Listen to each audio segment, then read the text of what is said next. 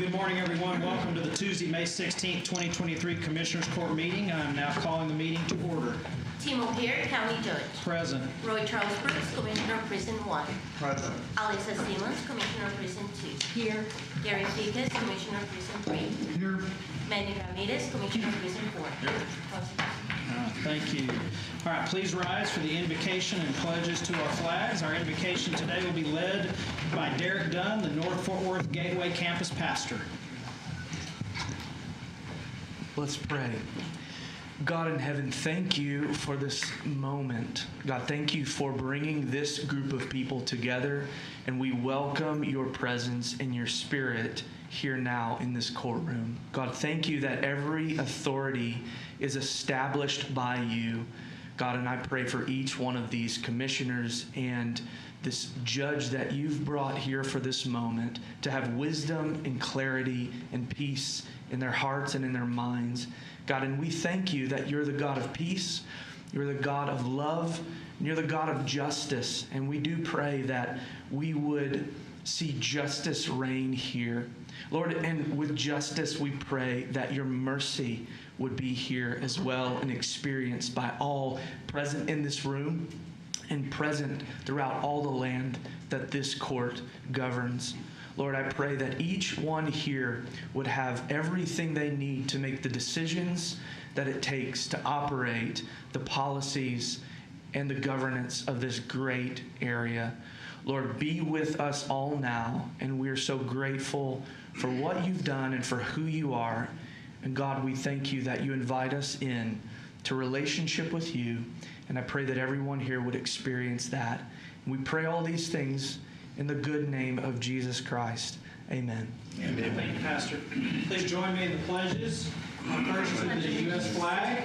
I pledge allegiance to the flag of the United States of America and to the republic for which it stands, one nation, under God, indivisible, with liberty and justice for all. And now the Texas flag. On the Texas flag, I pledge allegiance to thee, Texas, one state, under God, one and indivisible. Thank you. You may be seated. All right, GK, we have some agenda announcements. Yes, we do. Members of the court, we're going to go over the announcements, but in your folder, you should have a copy of this also. We have a large number of announcements, so what we did, we highlighted, we actually made a copy of my agenda where it's all marked in so that you can see what those announcements would be. Clerk, you also should have a copy of that. So, as it relates to today's agenda, under the County Administrator section, item A6, which is found on page 3, this is discussion action as relates to sexually oriented businesses. We will have some general comments about it initially. I think we have some audience participation, but we also have that as an item on closed session.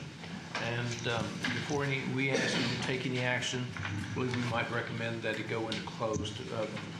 And we'll come back after closed for any action. Members of court, we can go to the budget department, which is on page 4 at the very bottom. This is item C1. We're going to remove that from the consent. We'll take action on it, but we'll just simply remove it from consent. On page 5, this is one that is not marked on your agenda. That's under the criminal district attorney. That is item D1. We're going to hold that until after closed. We'll come back after closed and ask you to take action. Also, the next one under the district clerk, the same, is that we're going to consider that after closed session also. And then on page 6, we have one item which is human resources, item G4. We had initially said we were going to remove that from the consent item agenda, but we're going to keep that on consent. Under public health, which is item I3, this is amendment number 1 to the 2023 State Department of Health Services tuberculosis prevention. We're going to remove that from consent so we can discuss that particular item.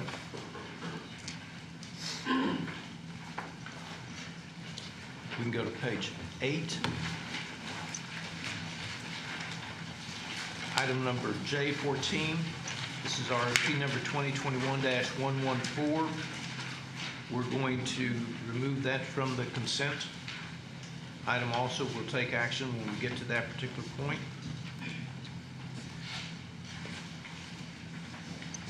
And then finally, on page 11, Your Honor, under approval of bonds and certificates of self-insurance, we have 2 that we're going to ask the court to approve today, and the district attorney's office will be making that presentation. Presentation on that item? Yes. Okay. Yes. Okay. And that's it. So to clarify, C1, I3, and J14 are the only items removed from consent. I believe so, yes. Okay, great. Thank you very much. And the clerks have this also for their files. Okay, hope everyone was able to follow that. Okay, next. All right, Commissioners Court announcements. Do we have any announcements from the court? I have one. I just wanted to recognize a Tarrant County deputy constable that was celebrating 50 years in law enforcement yesterday. His name is Ronnie Lee. He began his career with the Colleyville Police Department in 1973, moved to the Fort Worth Police Department, where he served for 34 years, and then in January of 2010, he began service with Tarrant County in Constable Precinct 4's office. So if Ronnie Lee's watching, he's a bailiff out there.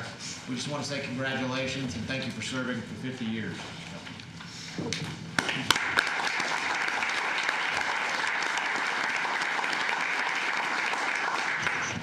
Excellent. Thank you for that, Commissioner Ramirez. Next up is approval of the minutes, both the minutes for the regular meeting of May 2nd and the minutes for the special meeting of May 9th. Do we have a motion or discussion? Move approval. All right, we have a motion to approve both sets of minutes? Both sets of minutes. Both sets of minutes. We have a second. Second. We have a second. Any discussion? All in favor, please cast your vote.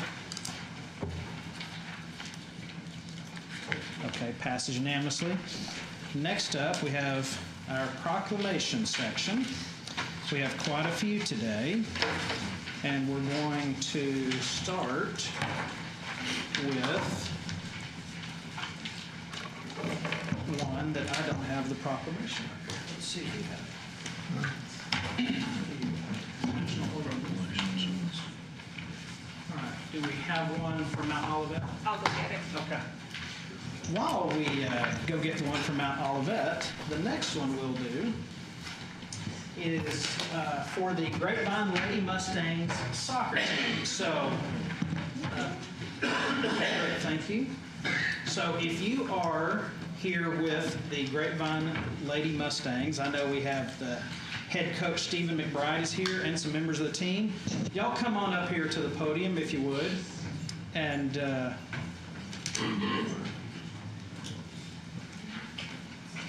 hello, ladies.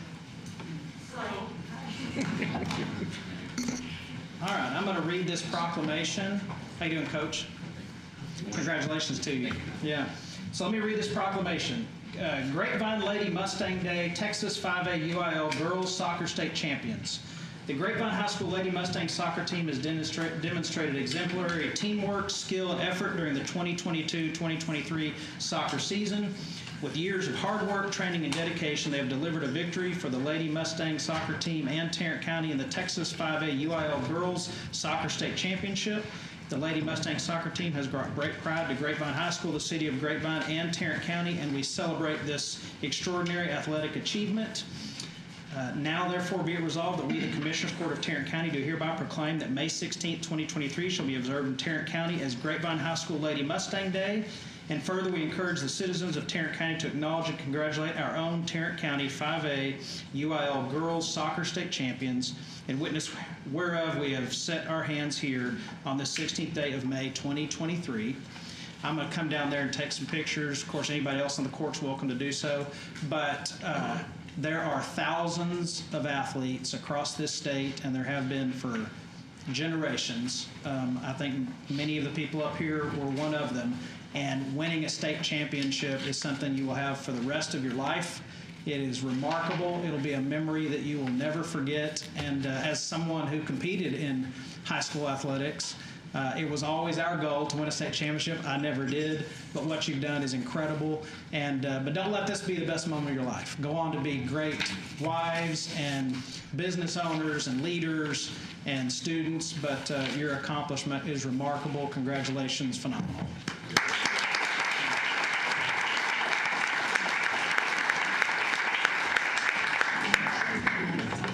I'll second your motion. Great. Okay.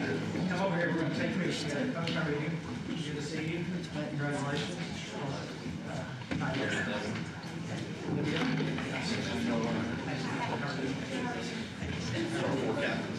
Motion is approved unanimously.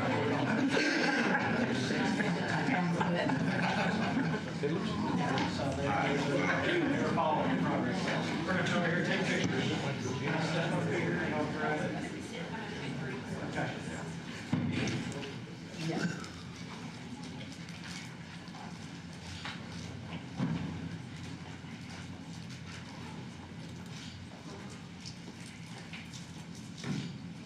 All right. Thank you. Feel free to say a few words.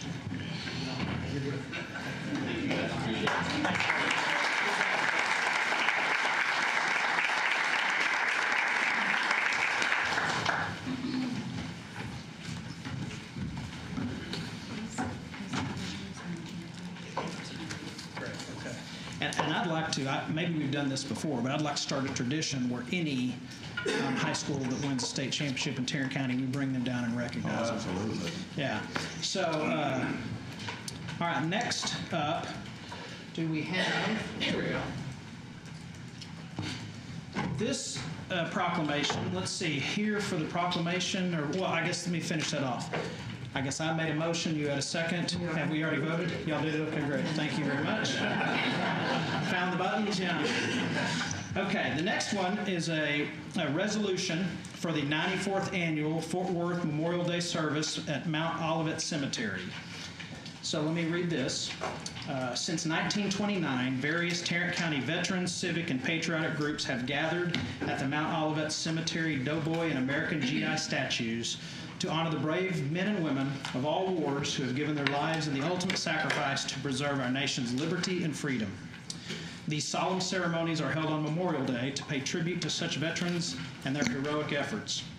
As we continue to fight terrorism and promote peace and freedom, let us pray for the safety and strength of our troops, for God's blessing on them as well as their families, and for those who have lost loved ones. On this Memorial Day, we honor all our fallen soldiers, their commitment to our country, and their legacy of patriotism and sacrifice, who, by giving their lives in the cause of freedom, have protected and inspired all Americans. Now, therefore, be it resolved that we, the Commissioners Court of Tarrant County, do hereby call the attention of all citizens to recognize this as one day, 1 hour to remember and pay deserved respects to all that have died in war while protecting our nation, our freedom, and our people. We also request that each of us pause and reflect on the awesome magnitude of past sacrifices and on the continuing service that members of our armed forces valiantly provide today. And I will make a motion that we accept this resolution. Second. We have a second. Please cast your votes. All right, it passes unanimously. And do we have anyone here to receive this? No. Okay. We'll file this away. All right, our next one is a proclamation for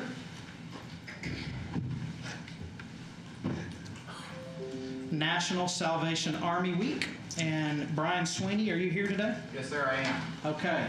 We'll, yeah, you can come on up if you like. Well, you can sit down and come up here in a minute. I'll read this. The Salvation Army has provided humanitarian charity services since 1865, motivated by the love of God and their mission to preach the gospel of Jesus Christ. National Salvation Army Week was created to recognize their charitable work, providing millions of meals, shelter, clothing, Christmas gifts, food boxes, disaster relief, veteran services, after-school programs, rehabilitation services, emotional care, and spiritual care in the United States and 133 countries around the world. Honoring this commemorative week acknowledges the wide-reaching organizational efforts of the Salvation Army and their volunteers and spreads global awareness of their pursuit to serve others. During National Salvation Army Week, we desire to salute this great body of unselfish men and women who serve the physical and spiritual needs of so many. Now, therefore, be it resolved that we, the Commissioners Court of Tarrant County, do hereby recognize our support for the week of May 15th through the 21st as National Salvation Army Week in Tarrant County, and we encourage the citizens of Tarrant County to honor our local Salvation Army of North Texas as they carry out their organizational mission of service. And if you had brought a kettle today, Commissioner Ramirez was going to jump in it. So now that we don't have that, I'll make a motion to approve this proclamation. Second. I have a motion and a second. Please cast your votes. Okay, passed unanimously. And come on up, and you can certainly say a few words.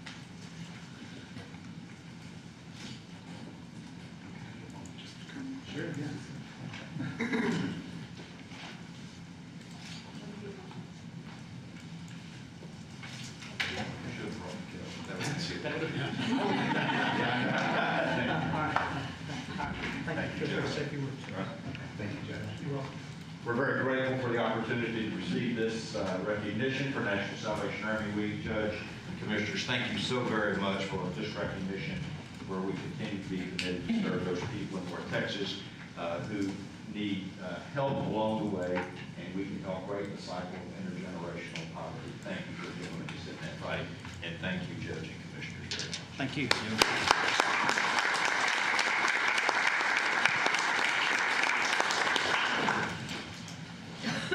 Our next resolution is to acknowledge National Asthma and Allergy Month. We have quite a few folks here to receive this. From Cook Children's Center for Community Health, we have Dr. Courtney Bernard, the Director of Child Wellness. We have Ms. Marquietta Jones, Program Coordinator at Cook Children's. From JPS, we have Dr. Karen Duncan, Dr. Michelle Sexton, who's pediatrician and chair of the Asthma 411 Medical Advisory Council.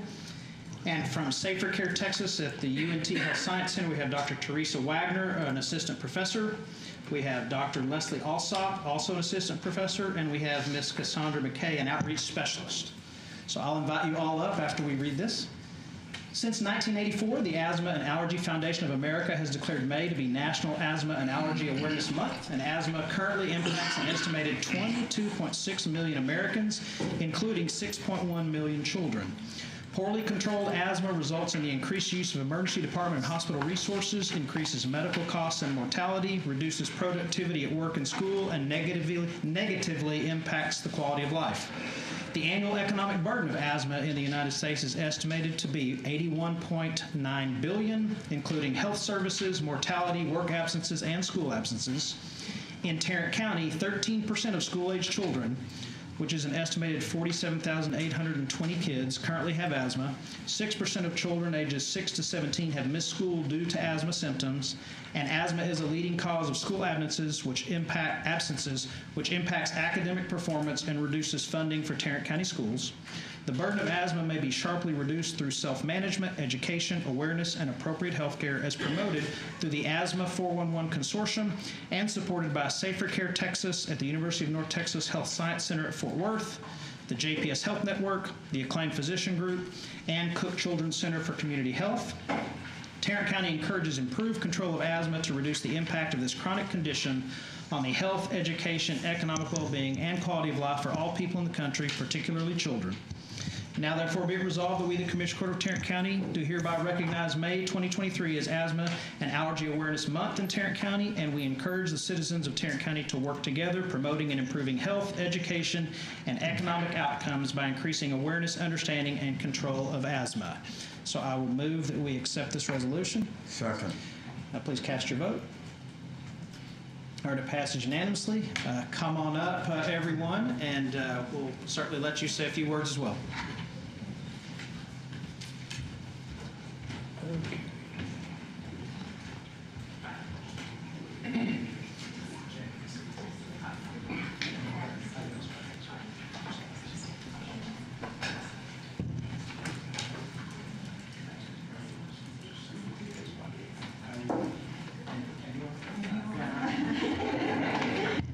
Come on, let's see, let's gather around here. We'll tuck into the second here. Get some more room to spread out. Let them get the picture while they're there.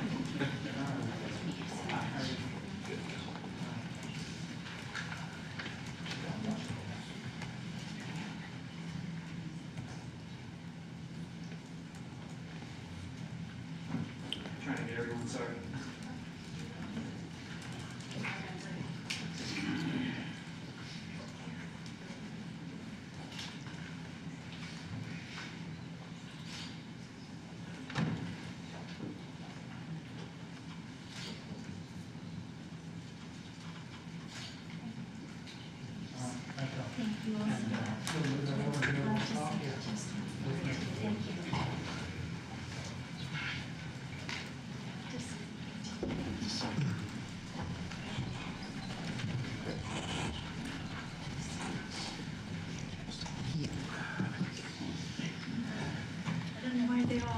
Sit down, because this really is a beautiful collaboration of so much of what we do.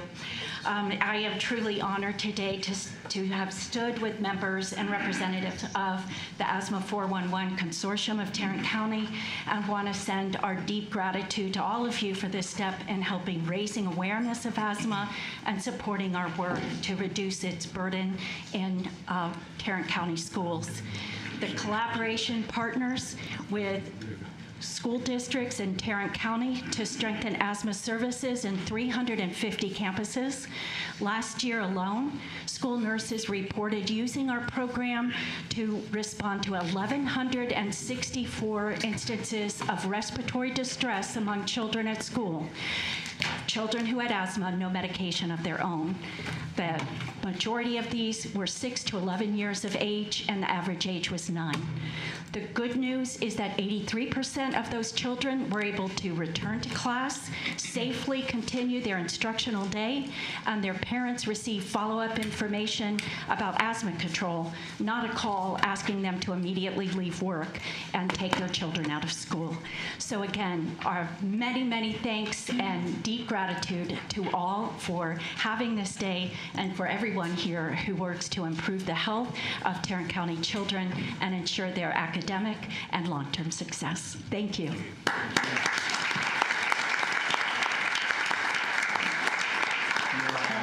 I would just like to point out that former Judge Glenn Whitley was instrumental in the establishment of this Asthma 411 collaborative, and he would be pleased to know that it is still going strong. So congratulations. Thank you. Are men not concerned about Asthma and Allergy Month? There's all ladies up here. So, I got my albuterol all right. all right, thank you, ladies. All right, next up we have a proclamation honoring Asian American and Pacific Island Heritage Month. Commissioner Simmons. Yes, I am delighted to present this proclamation. Whereas the observance of Asian American Pacific Islander Heritage Month offers a fitting opportunity to honor the wide-ranging contributions to this county, state, and nation made by individuals of Asian and Pacific Islander descent. And whereas in 1978, President Jimmy Carter signed a joint resolution of the United States Congress designating a week in May as Asian Pacific American Heritage Week. The event was expanded 12 years later into a month-long celebration, and in 1992, May was officially designated as Asian American Pacific Islander Heritage Month. And whereas the term Asian American Pacific Islander encompasses all of the Asian continent and the Pacific Islands of Melanesia, Micronesia, and Polynesia, when Congress initially set aside time to acknowledge the diverse culture, traditions, and history of people from this region, it selected May in order to commemorate two major developments in the annals of the United States. May 7, 1843, marked the arrival of the first Japanese immigrants, and May 10, 1869, saw the completion of the Transcontinental Railroad, constructed mostly by workers from China. And whereas through the years, generations of Americans descended from Asians and Pacific Islanders have made an indelible imprint on Tarrant County, it is indeed a pleasure to join in celebrating the many ways in which they have enriched the vibrant cultural fabric of our nation. Now, therefore, be it resolved that we, the Commissioners Court of Tarrant County, do hereby recognize and honor the Asian American Pacific Islander community for their invaluable contributions to our county, and pledge to support and promote their continued success and prosperity, and designate May 2023 as Asian American Pacific Islander Heritage Month in Tarrant County. In witness whereof, we have hereunto set our hands and caused the seal of Tarrant County to be affixed on the 16th day of May 2023. And I do believe I have the president of the Vietnamese American Association of North Texas, Dr. Anh Trong, here somewhere. Yes, come on up. And he is also the mayor of Haltom City. So, Move for approval of the resolution. I will second with these words of comment that we all are acutely aware of the growing number of hate crimes against the Asian and Pacific Islander community. It is time for all of us to stand up and say that we are all part of one family. We are all Americans. We will not stand for the divisiveness, the hate crimes, the singling out of one group and pitting them against another. This is not the American way. And we say enough. And we trust that those in government, both at this level and those levels above us, will take action to put teeth into the words, enough is enough. All right, we have a motion and a second. Please cast your votes. Okay, passes unanimously.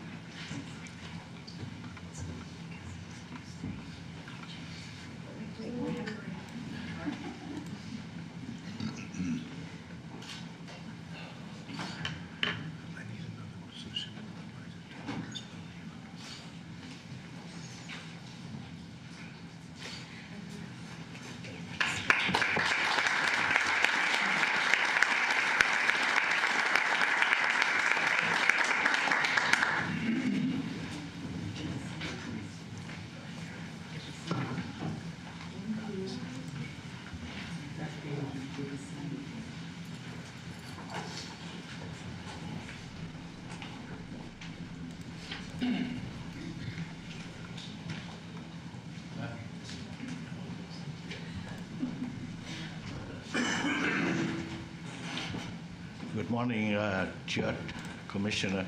Good morning. I'm not a stranger. I work for DA 27 half years, and I'm the first Vietnamese American for work police officer, and with Commissioner Manny Ramirez. And today, very important for us. And since the fall of Saigon, we come in here, and now the 21st century, we are very important in politics because our population increased in Tarrant County, and I believe, we support what we believe right, and we support what I believe that helpful for community. One more time, thank you so much, Judge, Commissioner, staff, and everyone present here. I appreciate that. Thank you. Okay. Thank you, Mayor.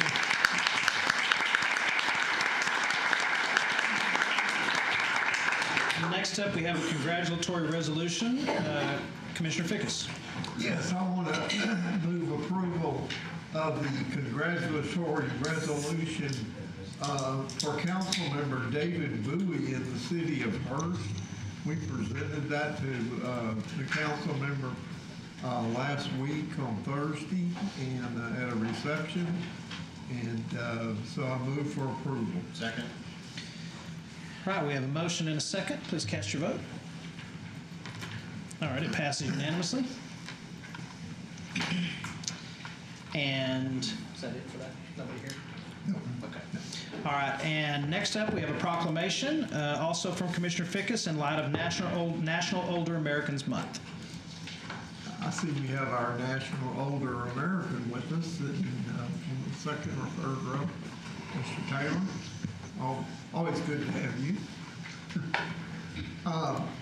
Whereas National Older Americans Month is celebrated in May to recognize the contributions and achievements of adults 60 years of age and over in our society. And whereas the Texas Silver-Haired Legislature is a nonprofit organization that represents the interests of older citizens in Texas by advocating for legislation that enhances their quality of life. And whereas the Tarrant County Area on Aging is a regional organization that provides services and resources to older Americans and their families in the Tarrant County area. And whereas Tarrant County is fortunate to have a wide array of services available to seniors for socializing, transportation, food, and other special assistance programs. And whereas we encourage all citizens to participate in National Older Americans Month activities and to honor the valuable contributions of older Americans to our society. And whereas we further urge elected officials and policymakers to work with organizations like the Texas Silver-Haired Legislature and the Area Agency on Aging to develop and implement policies that address the unique needs of older adults and promote their social, economic, and physical well-being.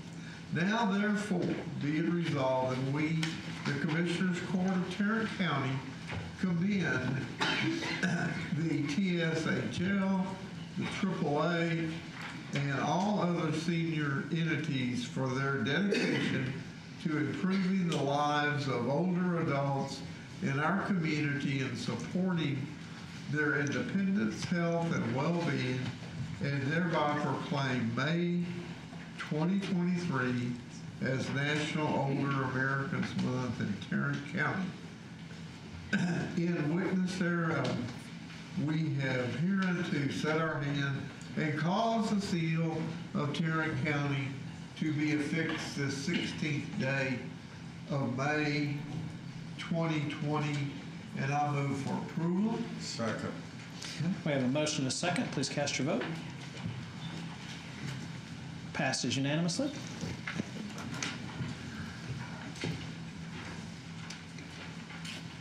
Mr. Taylor? Thank you so much for being here. You couldn't get Charles? No. Oh.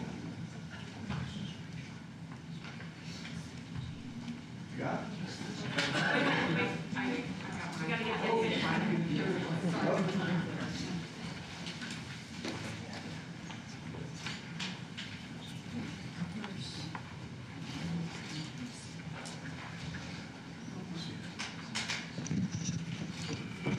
Not gonna get any better, I'll tell you that.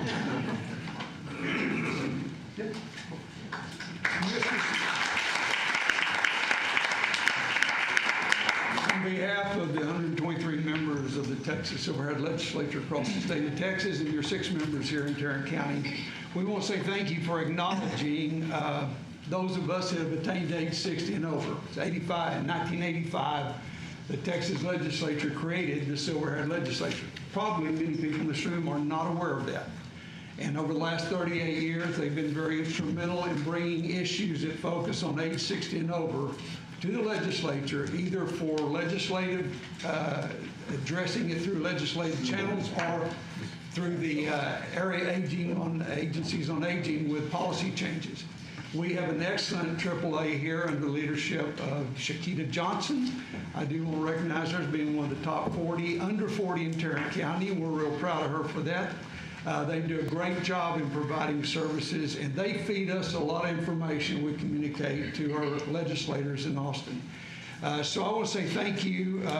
We wanted to leave you with one thought, that aging is cool. That's why everybody's doing it. Okay?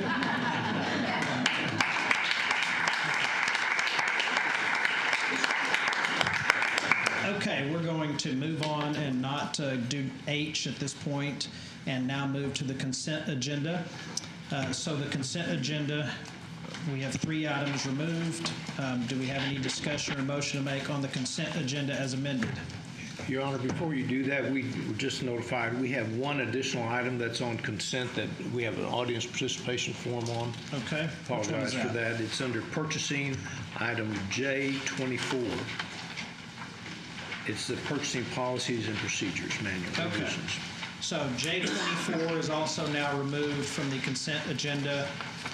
Do we have any discussion or motion to make on the consent agenda as amended? Second. We have a motion to approve and a second. Any discussion? Please cast your vote. All right, the consent agenda is approved. Next up,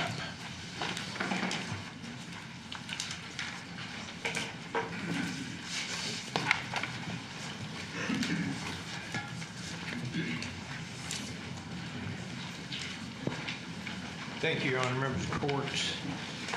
If we can go to the administrator section, item A1. This concerns discussion and possible action concerning TextShare agenda management.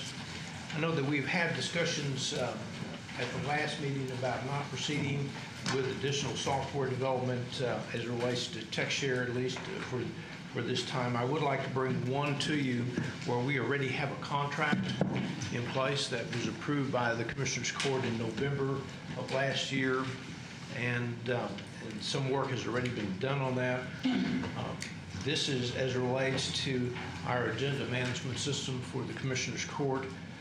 If you had an opportunity to read the backup material that we sent you as it related to this item, we've given you a fairly extensive historical perspective of our agenda management system here in the courtroom, all the way back to 2007, and some of the problems that we've had with our current system. When we looked at how we could maybe improve our system, because quite frankly, it consumes a lot of time and effort in our office, and also with the different departments that submit data to us to put into the court communication, we reached out to TextShare to see if there was a possibility of building a system that worked for us, and and we looked we did our due diligence with TechShare, and they came forward with a proposal, and we believe that it's a sound proposal.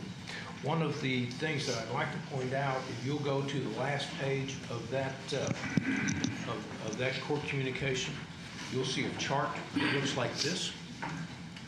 And we talk about ROIs, return on investments.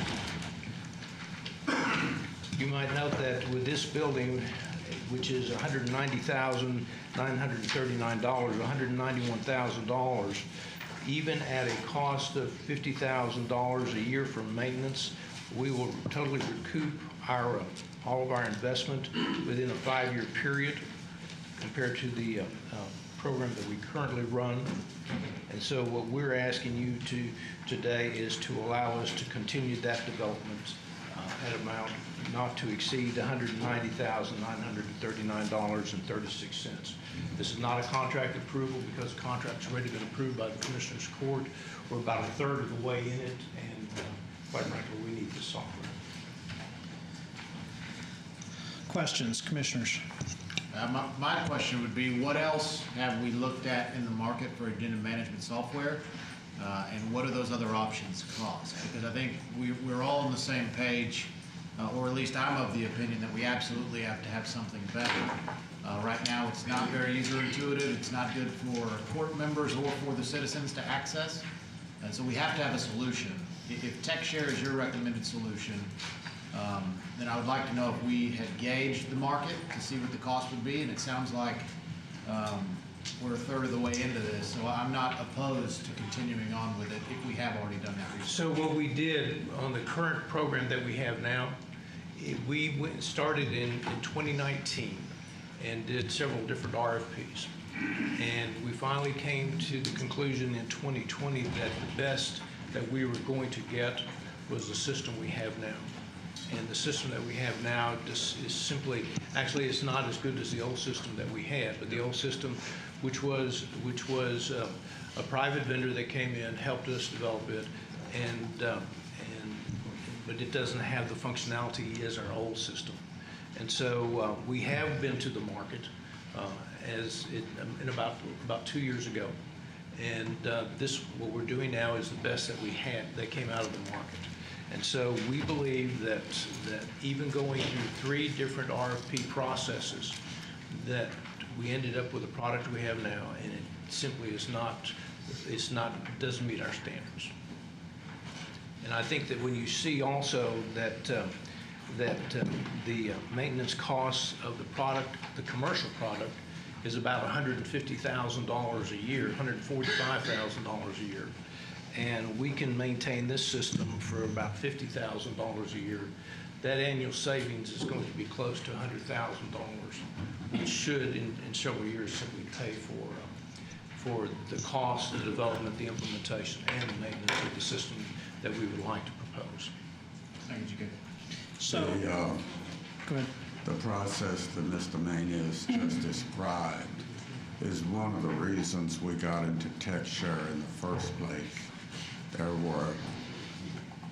There was nothing on the market in terms of open source software that fit our specific needs.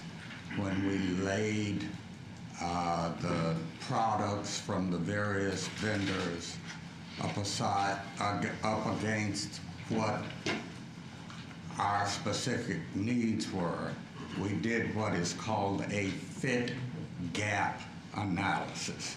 This shows the differences between what is available and what we need. And there were, in every instance, over 100 different differences between the software that was available on the market and what we specifically needed in Tarrant County.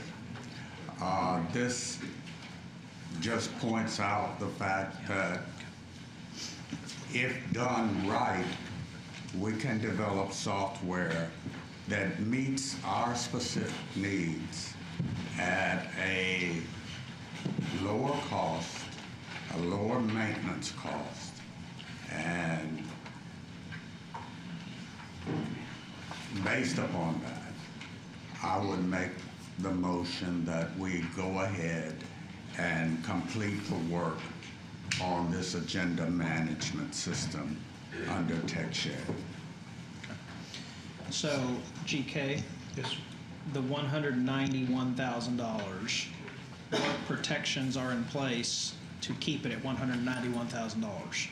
So if at 191 is exhausted and it's not ready yet, now what? They're simply going to have to complete the software. So And what then- we're yeah, doing now. I guess what protections are in place in the contract where this is all we're ever going to pay for you to develop the software? So the contract is very similar to our other TechShare programs. However, what we've done on this one, we have assigned people in our office that are working with the group and to ensure that we keep it within that budgeted amount. Okay. Let's assume legally that contractually speaking, that 191,000 is exhausted and it is not complete. Now what? So we're not going to make payment on this software initially. We are going to wait till the software is completed and implemented, and then we'll make that payment. Make the $190,000 payment? Yes. Okay. So let's assume that this court desires to move away from TechShare in whatever form that happens. A private company buys our software. We own the software. A private company does our M&O. Does this, allowing this to move forward, make it harder for us to get out of TechShare? Not necessarily, because when we look at TechShare in two different categories. One is the software, and one is how do we maintain the software. The question of do we get away from the software itself, we own that source code, and we will keep that software and operate it. How we maintain that software is going to be a discussion that this court is going to need to have. And we need to have it with our other partners in the TechShare sphere. Because we, like I said, I think we mentioned it last time, we have 50 different counties in the state of Texas that operate one or more modules of TechShare. But if we make a decision that we are not going to continue with TechShare to maintain the software, then we will have to come and build that ability into our existing staff to do that. Now, the one thing about this particular program, we are going to be so intimately involved in the development of the program that we believe that if it comes in a time that we want to bring this totally in-house and maintain it ourselves, that we can do that. We've had discussions with IT. This is not complex software. It's cloud-based, so we won't have it in any of our machines here. And we believe that we'll be able to bring this in-house and maintain it if we need to. Okay, the yearly maintenance cost of $50,000. So, two questions there. How long is that good for? And is it actually contractual, or is this an estimate? This is an estimate. Their actual estimate was $26,000. We would put $50,000 in that simply because if we do have to bring it in-house, then we may have to entertain some consulting services as we refresh the software. We don't know what the exact cost of that would be, but we would keep that cost under $50,000. We would do a lot of the maintenance with existing personnel. Has TechShare ever given an estimate where the actual cost ended up being at or below the estimate? Yes. Okay, what was that on? So if you look at Court 3.0, that was an estimate that was given as far as development and implementation. I believe that they're a little bit underneath there. Jail came in lower, and in fact, they returned some monies. I think, you don't quote me on this, but a little over $200,000 that we had anticipated spending on development and implementation of jail, and that was brought back to the county. Also, the policy that we have with TechShare as it relates to development and implementation, that especially if there's only a single entity that develops software, like Tarrant County in this particular one, If the costs are less than what we anticipate, then those funds are returned to the counties themselves. Okay. Other questions? Yes. It is difficult to believe that there are no other private sector vendors out there with this product. I know there are. Did you go out for bid on this type of software? Yes, we did. Okay. In fact, in the backup material that we provided, you'll see that that our initial agreement with Sire was in 2007. Then when Highland On-Base acquired Sire, they notified us that they were going to end support of our system, the previous system. So we began the RFP process. We, and I'm just skimming this to get the exact dates. So in July of 2019, we issued an RFP for agenda management software. The committee evaluated the responses. They were granted permission to rebid on revised specifications. What year? 2019. 19, thank you. In October of 2019, we again rejected all bids. Simply didn't meet our needs. In December of 19, we reissued that RFP, and on May 2020, we also rejected that. And then in July of 2020, which was not quite 3 years ago, we did issue an RFP, and that's when we contracted with PrimeGov. So we have been out to the market at least 4 different times in the last 4 years on this particular product. And the results that we've had from that is we have a system that we're not satisfied with. Okay. That answer really didn't resolve why we would be acting uniquely. I think we get updated bids because it's 2023, especially looking at how this texture court software is failing. I'm not going to support this at all. So I think we go out for bid.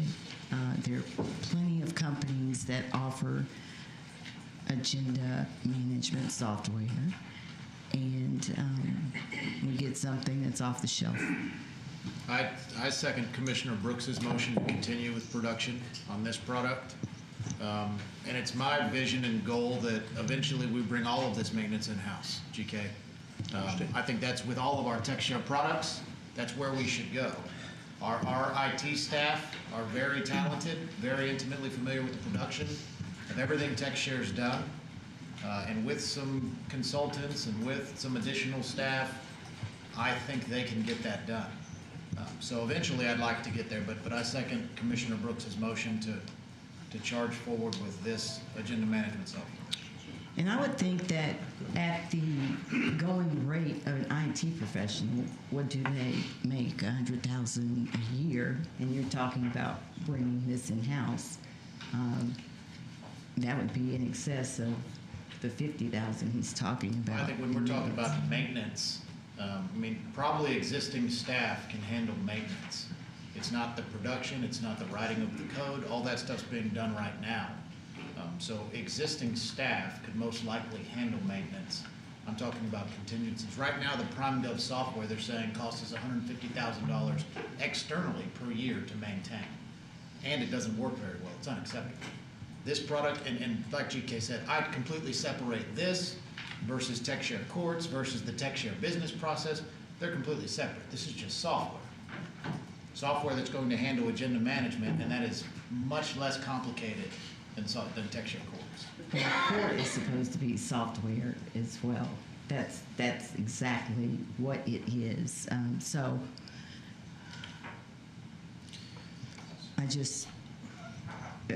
TechShare is not the way to go based on what I have seen with TechShare Court. So, I certainly support Commissioner Brooks and Commissioner Ramirez's second. So hypothetically, if we were approached by a company, a private company, and I guess Commissioner Ramirez, this is somewhat directed at you.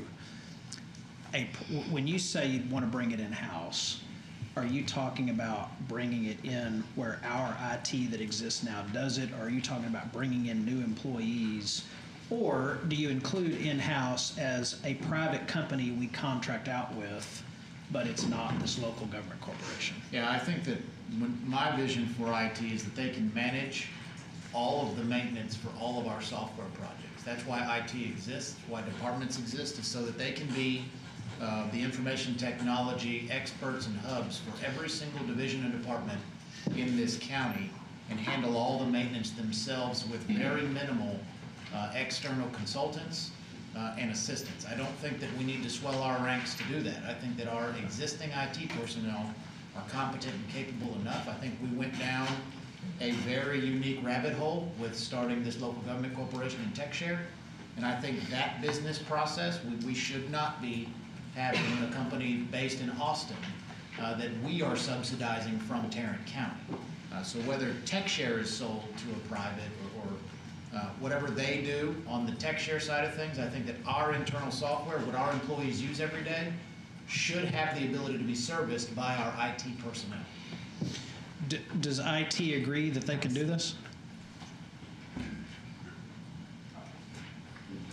With the existing personnel, can IT do the M&O, the maintenance and operation of the software? Why don't you step up there? Or would it require hiring additional personnel? And if so, how many? And do you know yet? Your Honor, I don't know the answer right now. In terms of capabilities, it's a mix. It's a mixture. I think JK actually alluded to this already.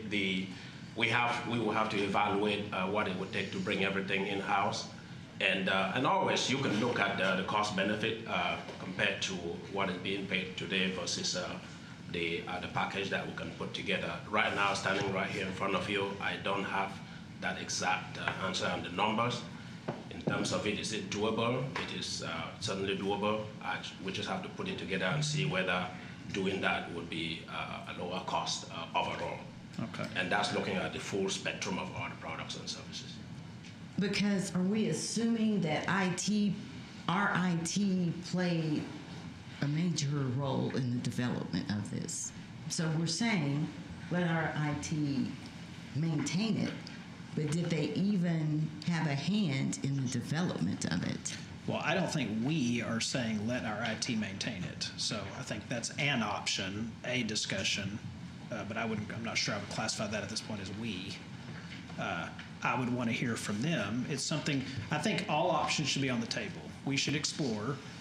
My personal opinion is that continuing down this TechShare path of paying them millions of dollars to develop and $750,000 to maintain jail, it's too expensive. But hypothetically, if a private company comes along and says, we can handle your maintenance on this at a significantly reduced cost, and we're not going to be in the development business, I think the court should be open to that idea.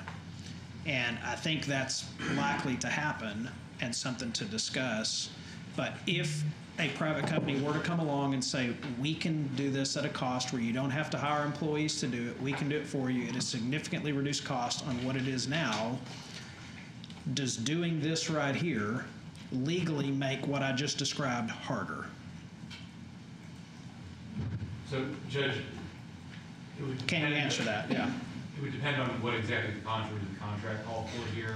And also, what you would have to keep in mind is purchasing requirements as well for something of this cost, over $50,000 in purchasing actually likely require the county to go out for an RFP. I don't think it's going to make it any more difficult at all.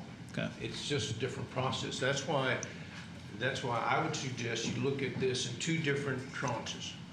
One is the software itself, and then the second one is the maintenance. And I think when you look at the maintenance, you should look at, do we do it internally? Is there an external company that can give us a good price that is just as good as we can do it internally? But that should not be part of the first discussion, which is this something that we need to do to improve our effectiveness and, quite frankly, our efficiency? Because if you could only see the difficulty it is to put these agendas together and to get all the material in and to get it out to you all and the public. This is a public-facing issue. And so that's why we're recommending that we continue with this agenda management software development. Is there a way we can get a demo of it? Now, all of us are intimately Commissioner, familiar. we haven't finished the development of it yet. You have to develop it before you can. But you have a concept, right? We have, yes, and that concept is one that has been developed with conversations with our agenda management people, our management people in our office, and TechShare. And Since 2019, correct? No, we have been working with them since the Commissioners Court approved this contract, which was in November of '22. That's when we contracted for this.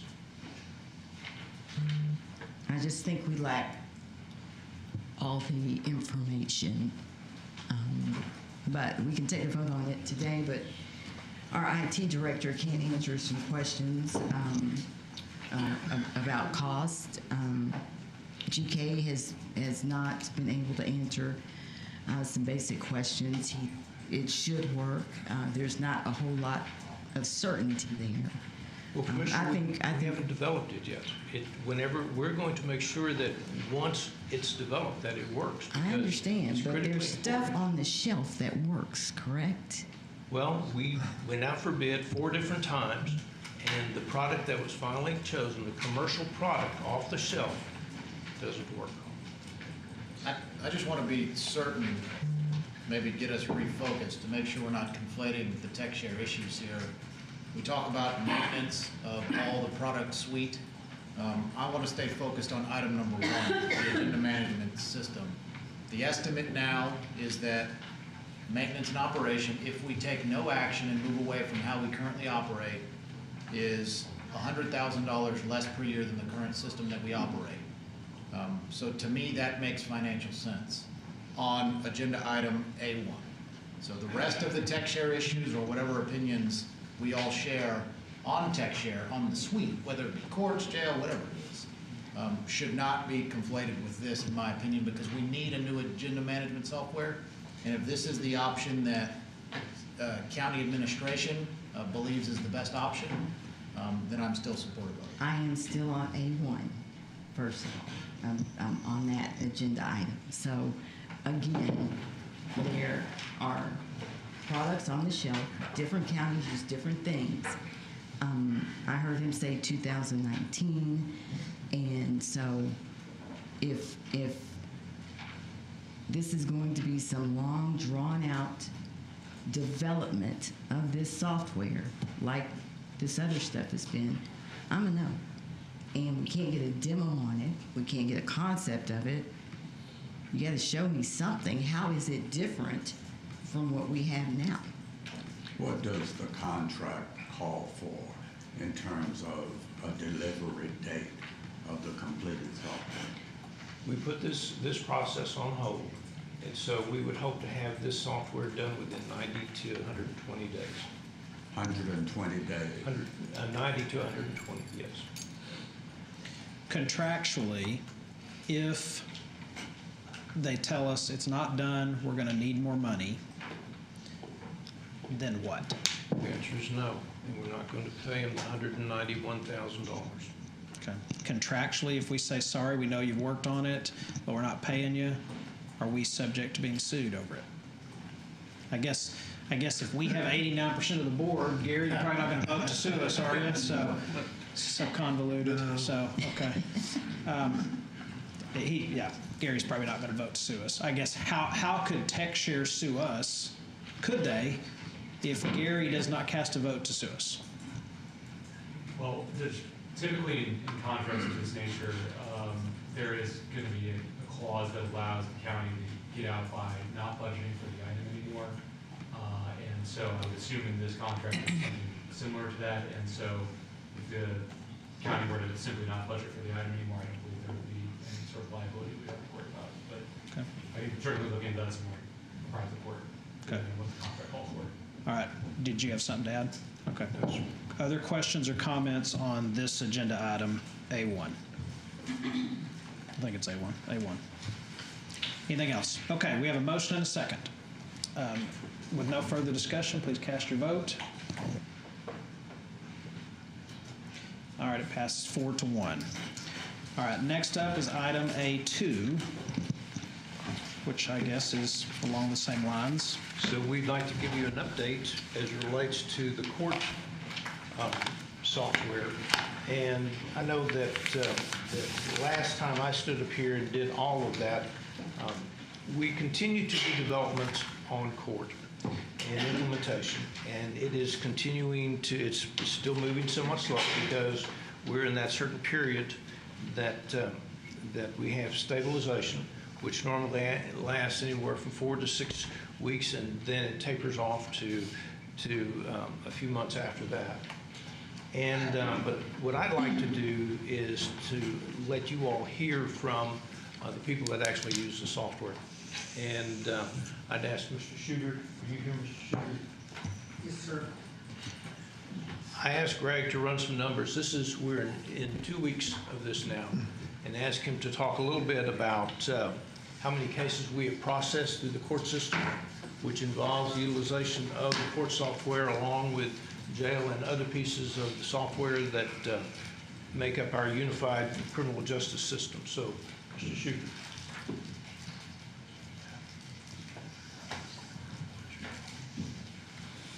Judge, commissioners, I'd first like to open that, the courts as a whole, we don't get to vote on processes and how things are funded and how it gets here. We're given tools to utilize, and TechShare was the tool that the courts were given to utilize to get this to work. And we've been embedded in this project for 12 years, and as a whole, the judges are happy with how it's going. They're very patient with the changes, and their biggest issue is they really don't want to do this all over again. It's been a very challenge to get us to this point, but they're not in charge of how things are funded. That's what y'all's role is, but we're in charge of making what is provided to us work, and we are making what is providing to us to work.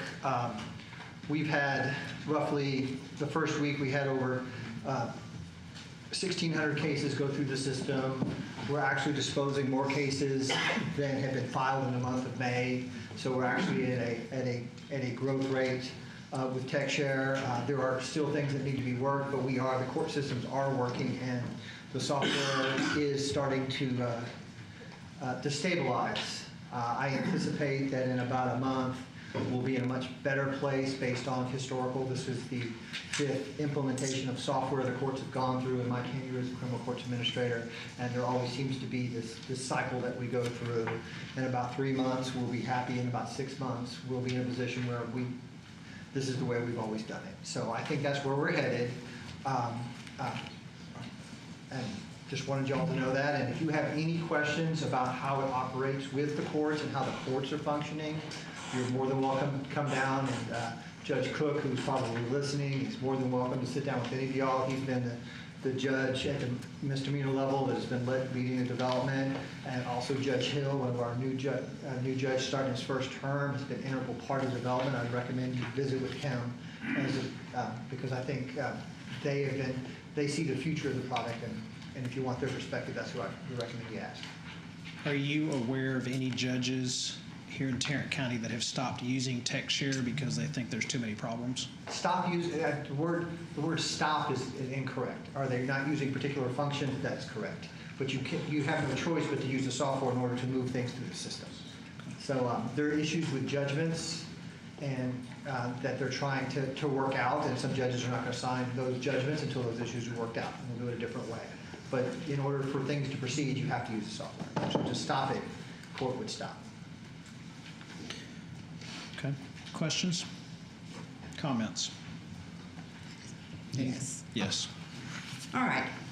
So throughout the last several weeks, me and my staff have made it a point to get as close as possible to those whom I consider the in the trenches user of this software. They're the tip of the spear, okay, regarding this TextShare Court implementation in order to see it through their eyes, not GK's eyes, not my eyes. These are users who utilize the county's court software daily to conduct the crucial work that helps to keep our justice system moving. If I had to choose one word to sum up to describe the collective experiences shared by these users, it would be debacle. They have experienced so many problems with this court software. These are deep, substantive issues. So we have been to courts, over the criminal courts building. We spent hours over there, my staff, and people have shown us the issues and how this is not working. We have received so many emails, people begging to be anonymous, and they want me to continue to speak up and speak out. I don't know if y'all have received those, but how many have you received? Probably 15, not to mention the phone calls, and not to mention the in-person visits to my courthouse, and not to mention bumping into people at the law enforcement appreciation event that we had on the lawn, and folks walking up, I don't know who they are, saying, please do not let up. I don't know those people. So let's start with e-file. Ma'am, you can have a seat. Well, that's fine. I just wanted to say that your staff is more than welcome to come visit with Criminal Courts Administration at any time, visit with our court coordinators at any time. I don't believe they have done so, and you're always more than welcome. We haven't been to every court. Of course, we haven't been to every court. So well, thank you. Thank you. Let's start with this e-file system.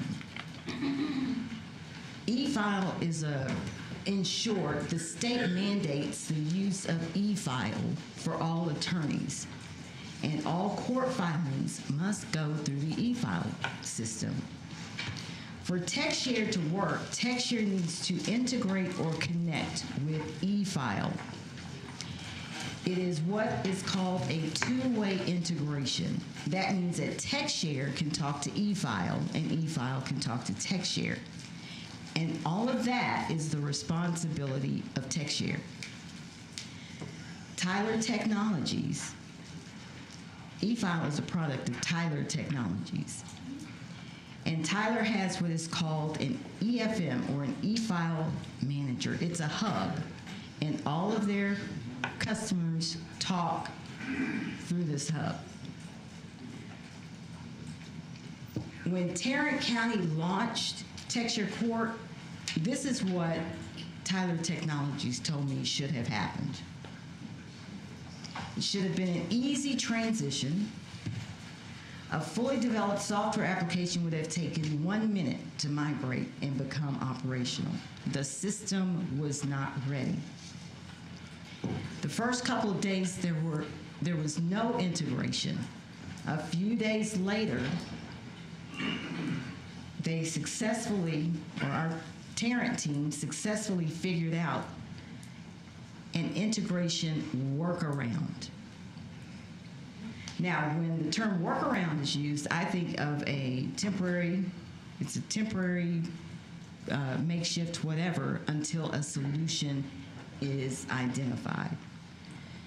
So, as of today, this Texture Court is in a workaround capacity, meaning our Texture Court doesn't connect to Tarrant servers, it connects to TextShare servers. So it's not functional. I will read excerpts from some of these emails. Oh no, well, let me go through my staff's list of reported issues from their visits. E-file not working is number one. Case disposed before fingerprints were complete. Clerk could not find the case in Texture Court to open it and complete the transaction. Pleas are not pushing properly. Financials were not balancing until May 10th. Still having issues that were reported and not resolved with financials. Clerks having to enter the same information multiple times, and the information is not populating in the case. No workflow provided to the users. They are told that if something doesn't work, keep navigating the system until it works. No documentation of processes provided. May 8th, the system was down between 9:29 a.m. and 4:04 p.m. went down 7 times. Defendant disposed on Friday, May 5th. Texture Court did not update until Monday, May 8th. The staff noticed the name and went to research the issue, which is the only way it was resolved. A paper document had to be sent to the jail. Judges currently doing paper pleas. There are setting issues. When a date is set, it defaults to the current date, not the date put into Texture Court. This causes the clerks to see multiple court dates for the same day as the clerk attempts to resolve the date change in the system. Data validation, I didn't even finish the setting issue deal. Data validation issues with mainframe no longer taking information. Clerks are unable to be confident that they have all of the data pertaining to each case. Clerks have confirmed that case information has not migrated to Texture Courts. Judges signing paper due to the delays and issues with Texture Court. On and on, on and on. I could drag this meeting out. So here's an excerpt from one email. Can I ask a question? I thought that this item was a review from department heads. Is that not what we're doing here? I don't quite understand the question, Commissioner. That this item on the agenda was a review of the operation of the department heads. Mr. Schuler came up and talked about his, and then it stopped. Yes, in fact, that's why we have the clerks here also to give you their comments. Why are we not moving on with that? And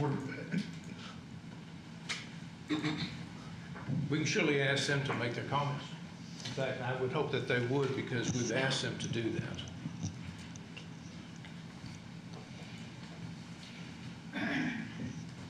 Well, I'll do my best to give a concise and somewhat brief report.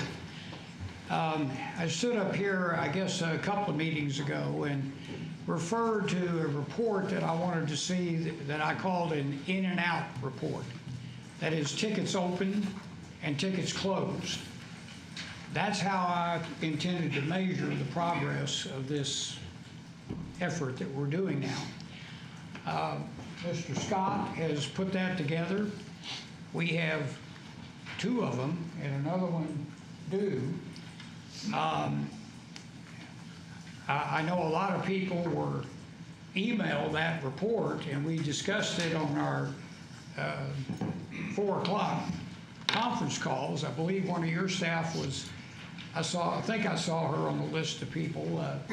So to me, that is the best thing to look at. It's headed in the right direction. Are we there yet? No.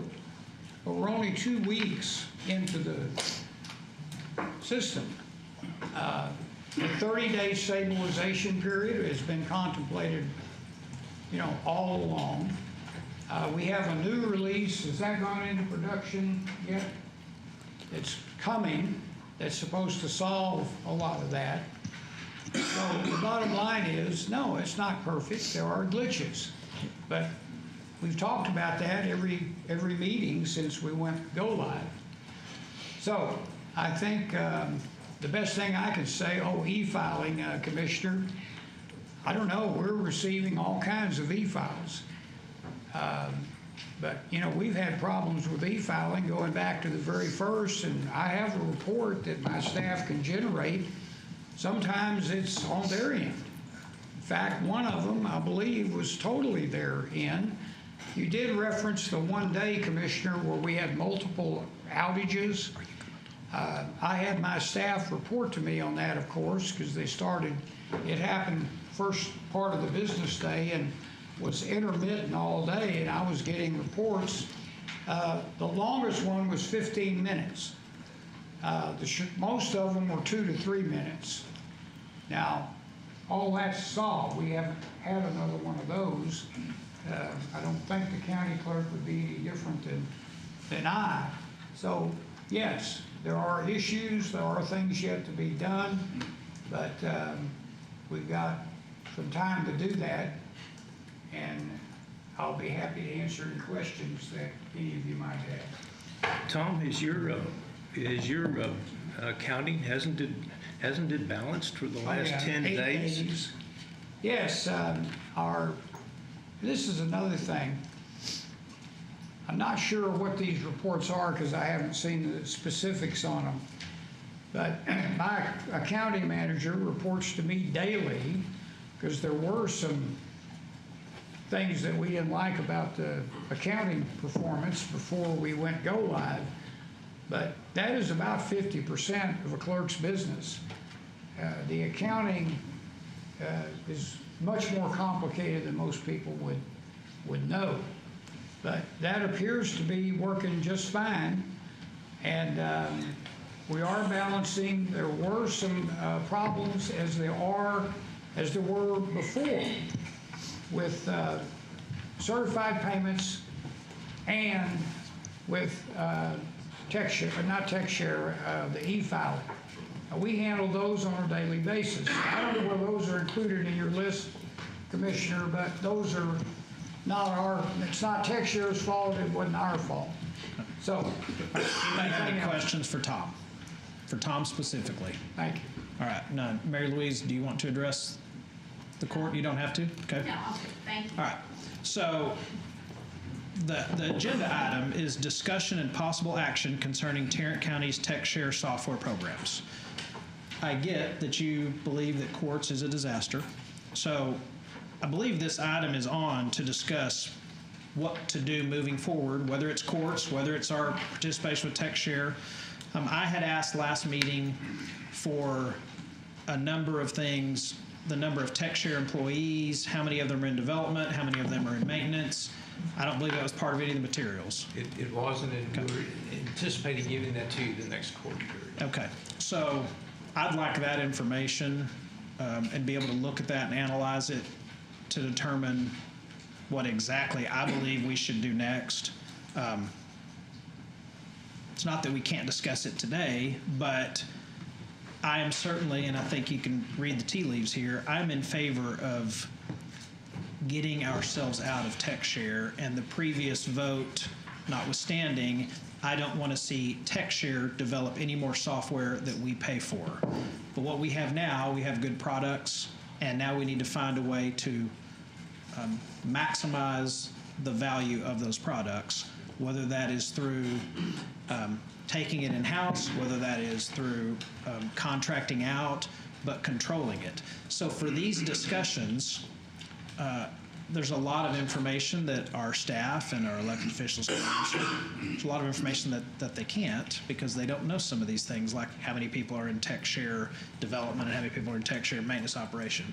So it makes it harder, to your point, Commissioner Ramirez, makes it harder to make decisions on these things when everybody's sitting down there in Austin. And what I really think we need is 2 or 3 people from there to come up here and talk to us so we can ask them questions where y'all are not stuck with, well, I'm not sure. You can't anticipate every single question, and it's kind of impossible to give you a list of 50 questions beforehand so you can prepare for them all. So whether we move forward with taking some kind of action or direction today, it's up to the court, but I definitely want to see the answers to my questions, and then I want us in the very near future to start making a decision, to make a decision on where we're going with TechShare. We're either going to continue in it, moving full steam ahead, or we're going to do our best to exit it and navigate all of those hurdles that will come if we do that. So, comments, questions? I would ask my fellow court members to do what I have done. Go in for yourself, unannounced. They welcome you to come and watch it and hear from the end user. We can continue to hear from these folks who are very invested in it because they've been at it for 12 years and $65 million. They're not going to say it doesn't work. They have a legacy to attempt to protect. But go see it for yourself. Have your staff set it up. Go over there. I've asked for real-time demonstration for court members twice, and roadblocks have been erected. So I sent my staff, and they see the problems. So go for yourself. The fact that we've been doing this for so long and we have all of these problems is not responsible stewardship of taxpayer dollars, which I pledge to the folks that voted for me. Doesn't matter what party you are, you can be a fiscal conservative. And like I've said before, I'm cheap as hell. It is crazy that now for TechShare Court, we put in $26.5 million. Dallas County put in $30 million before they exited. Okay, so they've had, and Travis County put in $1 million before they exited, and Barrett County. So that much has been put into TechShare Court, and today we are connected to e-filing, which is mandated by the state, through a workaround. It is a workaround. It should be working. Go see for yourself.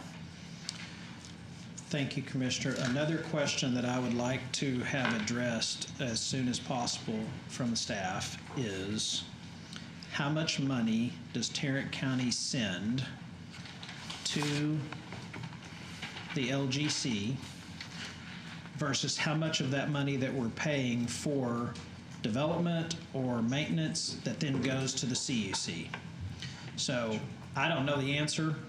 I have received information that we are basically subsidizing the CUC through this TechShare program. Don't know if that's accurate or not, but I want to know the answer.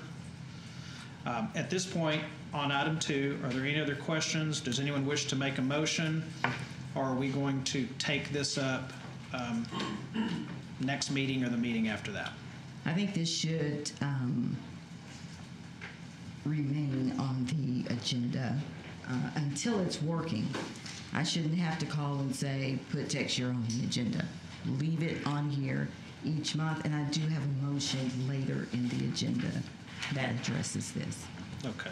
Thank you. What item is that on? It is, Lord, it's under purchasing. Okay, got it. Okay, so at this point, my understanding from the court is there is no action to take on item 2. So seeing that, we will move to item 3, an approval of an amendment to the Tarrant County American Rescue Plan Act Fiscal Recovery Funds Program budget.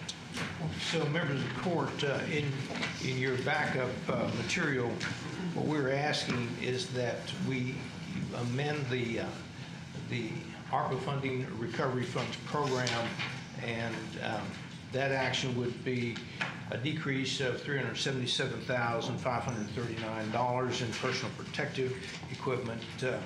Pandemic leave would be a reduction of $494,506. Then what we would do with that, we would apply $600,000 of that to a program that we're going to be asking you to approve after this action. It's Hope Farm. And then the remainder, $272,000, would go into the capital's portion of ARPA. So what this is that we've talked to the court many times about this, is that as we go through ARPA, there's going to be monies that we originally budgeted that we're not going to be utilized. Once we see that, what we do, we sweep that money and apply it to other portions of the ARPA program. That's what we're doing here. Staff is recommending approval. Move approval. All right, we have a motion to approve an amendment to the Tarrant County Recovery Funds Program budget. Do we have a second? I'll second. All right, we have a second from Commissioner Fickus. Any discussion on this item? All right, please cast your votes. All right, that passes unanimously. So next up is A4. Yes, members court on A4, we're requesting that the Commissioners Court approve a subrecipient agreement between the county and Hope Farm for construction of the Sloan Vocational Center facility as part of the county's ARPA funds. We do have one audience participation on this. Okay. We have a motion to approve. Do we have a second? I'll second it. Any discussion amongst the court? All right, we do have one person signed to speak to this item, Mr. Bennett.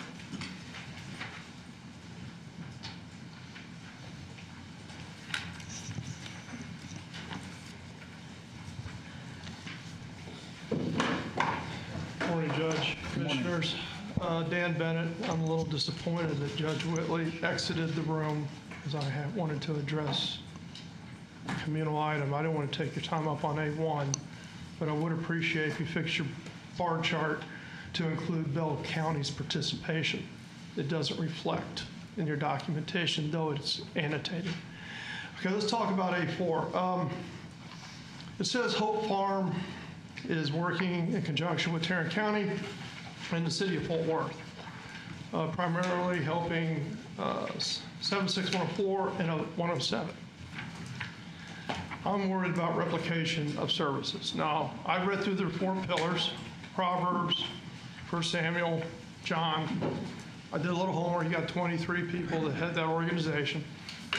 And there's 3, 2 one in Dallas, 1 off Shiloh, and then 1 off of, that escapes me at the moment. But here's the point. If they're going to do all this building of plumbing, HVAC, and welding, this is something the college already provides. We're missing the transitioning these kids without fathers. Yeah, I get it. My father was absent in my life too. But these kids have to see a pathway to aspiration.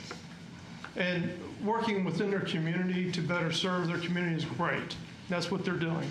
I think the $600,000 will be replicating something that the college already offers, and I'm hoping that we can mentor these kids to get into Tarrant County College, to ride that path of independence and pride and ownership. And don't focus so much on these zip codes, focus on the county. Right now, it's 14.9% black students at the college. I want to see 28%. I want to see it double.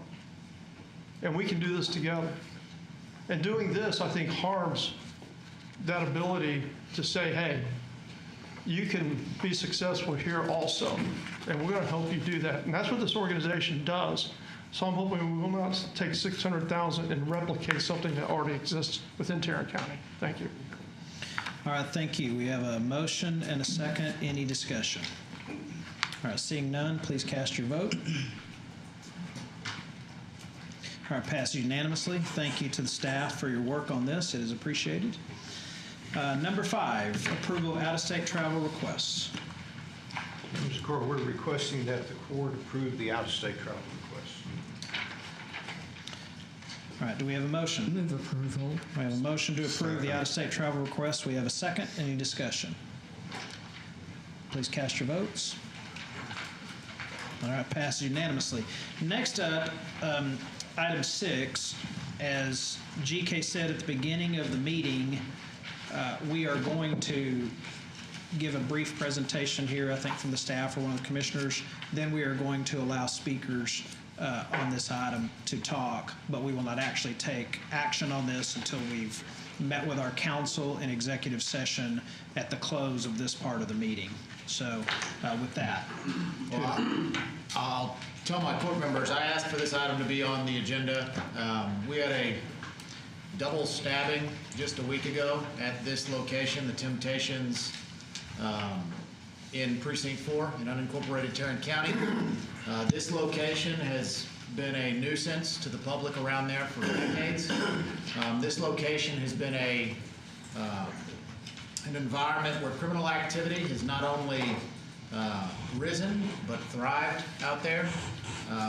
When I looked at all the problems the Temptations, this location, businesses like it have caused in our community, all of the ill effects that we've had, I questioned myself and said, why has no one done anything about this?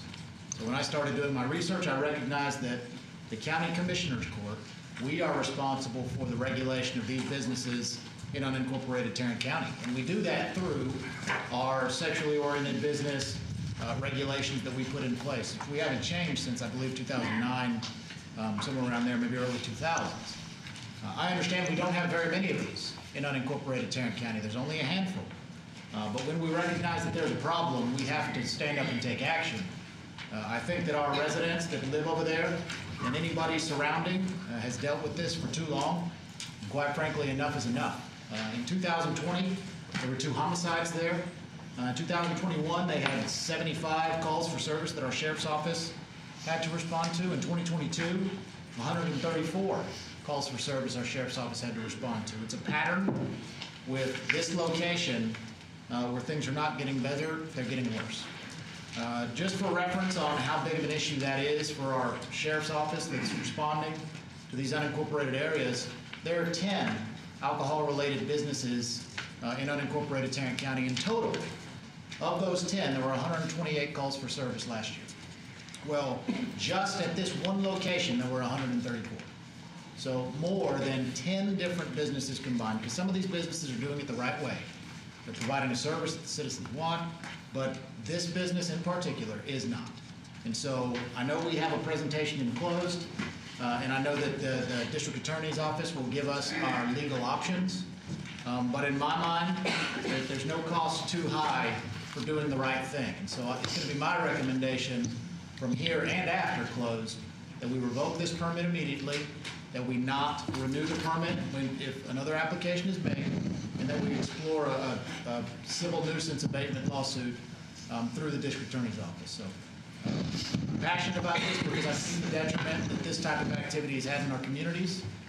It's not about the business or the orientation of it. It's about the crime that comes with it and the crime that has come with it and the evidence that we have. That's why it's on the agenda, and I appreciate you all agreeing to take a look at it. Okay, thank you, Commissioner Ramirez. So we do have several folks signed up to speak to this item. We have 3, but we also have, and I may have miscounted by one here, I was trying to listen and count, but it looks like 30 different people have registered comments that do not wish to speak before the court, but they all seem to be live in the neighborhood near this. And I would just encourage our commissioners to take a look at them. It's not cookie cutter. It isn't just one sentence. It is laid out, a lot of them, in some pretty explicit detail. Well, and I'll just add to that. I've spoken with some of the community members out there after this item was put on the agenda. But before, they didn't even come forward because they didn't think anyone would do anything about it. They had contacted the city of Fort Worth, who's right on the border. They couldn't do anything about it, said it's the county. Anytime they've contacted us in the past, we've said that it's within the permit, all these things, but I think that we have the responsibility to act here and do what we can. So I look forward to hearing the district attorney's presentation on what our options are, but I also look forward to folks that live in unincorporated precinct for the relief that they need. Thank you, Commissioner. Before we bring our speakers up on this topic, are there any commissioners here that wish to ask any questions or make any comments? All right, seeing none, the first speaker on this item is Derek Burt. Is Derek with us? Second person to speak is Deborah Gossman. She not here either? Okay. Next person is Amy Henkin. Maybe they're all meeting with Judge Whitley on TechShare. Okay, so none of those folks are here with us. If you come back later and you want to speak at during the public comment section, you're welcome to do so. Next up is item B1 on the auditor section, approval of Tarrant County account validation service agreements with J.P. Morgan Chase. So Ms. Tu will ask that I cover her section for her also today. So on item number 1 under the auditor's office, we're requesting that the Commissioners Court approve the account validation service agreements between Tarrant County and J.P. Morgan Chase. Move approval. All right, second. We have a motion and a second. Any discussion on this item? All right, please cast your vote. Passes. Are you going to vote on this? Passes unanimously. Okay, next up, item B2, receive and file the quarterly investment report for Tarrant County Treasury Funds. So members of the court, you do have that court communication with you. Staff is requesting that you do receive and file. Move to receive and file. Second. All right, we have a motion and multiple seconds to receive and file. Any discussion? All right, please cast your vote. All right, passes unanimously. Items 3 and 4. Items 3 and 4 are the receiving and filing of the county's financial statements for January and February of 23. Move to receive and file both. Do we have a second? Second. Motion and a second. Any discussion? All right, please cast your votes. All right, passes unanimously. All right, next up, thank you, will be item C1, budget and risk management. This is removed from consent. So I asked for this item to be removed from consent because I had a handful of questions. The first one was and I believe in paying attention to the little stuff, because if you pay attention to the little stuff, pay attention to the large stuff. Does it cost $1,000 to buy a dry erase board? So the dry erase board is actually a glass board. It's not the regular melamine. It's about $700 for the actual board, and the other amount is for whatever might occur with hanging it on the wall. It probably will not meet the $1,000. We just didn't want to have to come back for $2 in case And it did. this dry erase glass board, does this do something special other than a $40 board? Well, probably not, besides the fact that it, you can actually attach by magnet items to it, and it doesn't stain. Okay. So you can actually use it for a longer period of time instead of having to repurchase another one. They're cute. They're cute, okay. Is there anything about this particular item that is needed because of where it is, the public presents it, or is this, I mean, this just seems like such a luxury item. Well, it is for during the budget process, there are many deadlines that have to be obtained. And our staff in the Budget Risk Management Department would be able to walk into the Assistant Director's office at any given time and be able to see what their deadline is to make sure that we're not off beat or off target of what's needed. Okay. So I really didn't pull this off the agenda for that one, but now let me get to my real questions. So I just want to understand these appropriation adjustments and how it works here in Tarrant County, how all this affects our budget. So can you go item by item and explain the adjustments? Which ones were previously budgeted and approved, which were not, which come from what fund, the general fund, special purpose grants? And I'll tell you what, just so it's clear and what really piques my interest. So,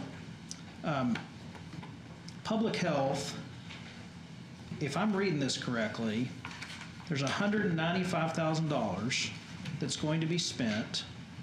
It's general fund money. No. And it's not general fund money? No, sir. Where is it from? It's TO 400, that's the Public Health Department. It is JPS contribution to public health and any fees that they collect for services. Okay, but we still have a responsibility to make sure we're spending money well. So this is adding building office and cubicle for $30,000, a sink installation for $40,000, more office and cubicle installation for $125,000.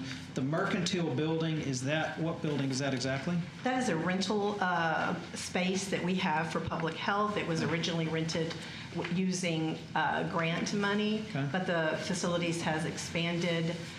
Public health has put more people out there doing various other functions of public health. Okay. And the facility is just it was originally just a large open space.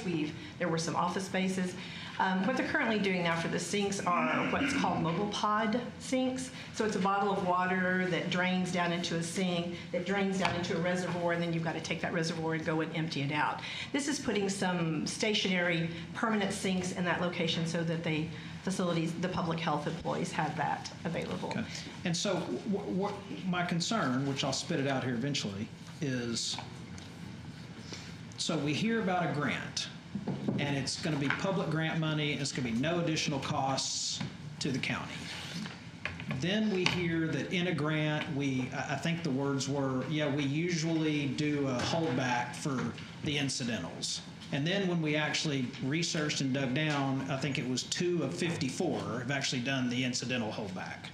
So then I think this is an example of, okay, we're spending $195,000 for new furniture and cubicles, so this absolutely is an expense that is borne by taxpayers, whoever the taxpayers are.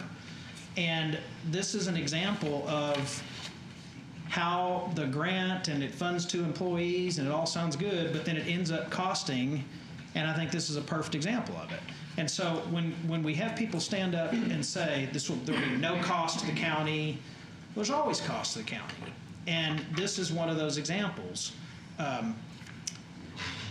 Ultimately, I guess it just seems to kind of slip through here. It's on the consent agenda, and nobody really addresses that these, what I would call pretty exorbitant costs, which obviously come from adding employees but are not addressed because it's always presented as no additional cost to the county. What is additional costs? Whoever's paying them. So with that, can you just go through these items, these adjustments, and just walk us through them and who pays for them and how they pay for them? Certainly. Nothing here is from the general fund. It starts off on non-debt capital, and in non-departmental, the first one is the one that you spoke of earlier. It is the $1,000 moving it from undesignated to BRIM, which is the next item on the list for the dry erase board. When you say that, just so I'm clear, when you say that's not from the general fund, where is that money coming from? It came from cash from the previous year. So cash that was left over in '22 is moved over into the non-debt capital and the capital improvement replacement fund. So we correct me if I'm wrong. I think I understand it, but if I don't want to say words that aren't accurate. We tax people, we tax properties. From those taxes, we've collected this $1,000 and a bunch of other money. We're not using it for some reason, whatever we budgeted for. So now it rolls over into cash, and then we now say that's not general fund money. So it's still taxpayer money that can be used to reduce things in the general fund. So, okay. A taxpayer and fees that we collect. So it's a combination. But the primary revenue is tax dollars. Okay, keep going. And so then the next item is IT, and there was an additional cost for the LIMS project that went live, and so they had budgeted other items that came in under budget when the actual expense occurred. And I want to point out that when people project this number is right now. Right now we're meeting with all of the departments. They've already entered in their budget. Their budget was completed by the end of April. And then the purchase of the item happens a year later. And so items either can go up or go down. That's where this particular item is funded. So they decrease their criminal court case location, their DRO audit project, the enterprise DME player, and use the funds that they had left over from the original budgets to fund the increase in equipment costs for the LIMS for the ME's office. Okay, what is an $85,000 utility vehicle? Oh, jumping down to Resource Connection. So that's actually probably more than one. Originally, Resource Connection requested a vehicle. Vehicles are very hard to get and just almost non-existent. The contract has been delayed or just canceled completely. So instead of a vehicle to drive around on campus, they're now asking for utility vehicles like a Gator. And they're just asking for all that dollar amount to go to that, and they'll be purchasing more than one. It's not just one. Okay. And whatever is left over will stay in the Resource Connection Fund for them to be able to utilize in subsequent years. Okay. Okay. I went over the public health one. So I guess what I want to see in the future, instead of just this get up and say the same thing over and over, it will be no cost, I want you to analyze it. I want you to look at it, and I want you to understand what it's going to do with the county. It's not just free money that we can just throw around and accept and grow, and don't care about the ramifications, and then we have to come back later and spend $200,000 on cubicles and sinks. I want people to pay attention to it, to look at it, and to think about what this is going to do in the future, and tell us, here's what we think this will do in the future, here's the things we anticipate this will do, not just get up here to get the approval and say no cost, and then later, here's $200,000 for sinks and cubicles. Okay? All right. Anything else on these items? Unless you want me. Okay, so it looks like what we do is we have a bunch of excess cash. We put them over in a different fund, and then we use them for all sorts of projects during the year. And is this a good way to describe what this is before us? And I would also like to add that eliminated us selling short-term debt. Okay. So years ago, the county made a decision that we would no longer sell short-term debt to purchase desks, chairs, capital items of that nature. So whatever cash is left over at the end of the year, the fiscal year, so 22, the cash that was left over goes to fund one-time purchases. We fund the reserves, we fund undesignated, which is in the general fund, and then we move the cash over to our non-debt capital, which is this one that we're discussing, and then another one that is capital improvement replacement fund. And that's the only way that we purchase any one-time purchases. Okay. The sinks in the budget, just for example, I mean the sinks and the cubicles, for example. Right. The public health, and there was also cubicles for, I think, IT. So was that budgeted in the, I guess we would call the 2023 budget? The sinks were not. No, These are all adjustments later after the fact. In public health, they're using their undesignated within the, and there's two of them. There's one in the PMC insured, and there's one in public health, and both of them are utilizing their undesignated funds that is in their current budget, not in general fund, or operating budget at all. It's within a special purpose budget for them to purchase the sinks and the cubicles. And there's one more additional rationale for this. The intent when they took the grant for the CDC, I think that's the grant that funded this, was that they would be there temporarily. And their intent was to move into their new location. Their new location isn't going to be vacated by JPS for a couple of years. And so then they had to look at something a little bit more permanent so that they could have workstations for a longer period of time. Okay. Thank you, Helen. But I am seeking approval of the appropriation adjustments. Sorry. All right, we have a motion to approve. We have a second. Any discussion? All right, please cast your votes. All right, it passes 4-1. Thank you. All right, next up is item D1. We are going to have an executive session discussion, receive legal advice on D1. We will likely take that up after we come back from executive session. Item E1, I believe that's the same. Yes, sir, it is. Okay. So item E1, we will discuss in executive session with our lawyers and then may or may not take action after executive session. Come on up, Tina. Item G1, 9G1 is receive and file the personnel agenda. Second. All right, we have a motion to receive and file the personnel agenda. Any discussion? All right, please cast your votes. All right, it passes unanimously. Good morning, and thank you. We have one additional item, that's item 2. We're asking the court to approve a waiver of terminal benefits. This is for Precinct 2. Commissioner Simmons is requesting that the court waive 112 vacation hours effective May 9th. This is related to the departure of her community outreach coordinator. She's named a replacement. I was eager to have that individual get started. We are estimating a cost to the Road and Bridge Fund of approximately $8,400. Is there anything you'd like to add? No. Okay. Move approval. So we have a motion to approve in a second. So when you got here, you hired a new employee, added a new employee shortly, within a month or two, right? Well, so do you have 6 total? Do you have 5? I think I have 6. You have 6. Does this make 7? Or this will just replace and be the 6? This is a replacement. So when I got here, the young lady was on FML. Okay. And so she has retired. And so I'm replacing So her. what is the urgency to get somebody in 2.5 weeks faster? What is your community outreach person going to do? You already have more people than he does, and I do, and I have the whole county. What is the urgency to get somebody in the next 2.5 weeks for community outreach? There was no urgency. Okay.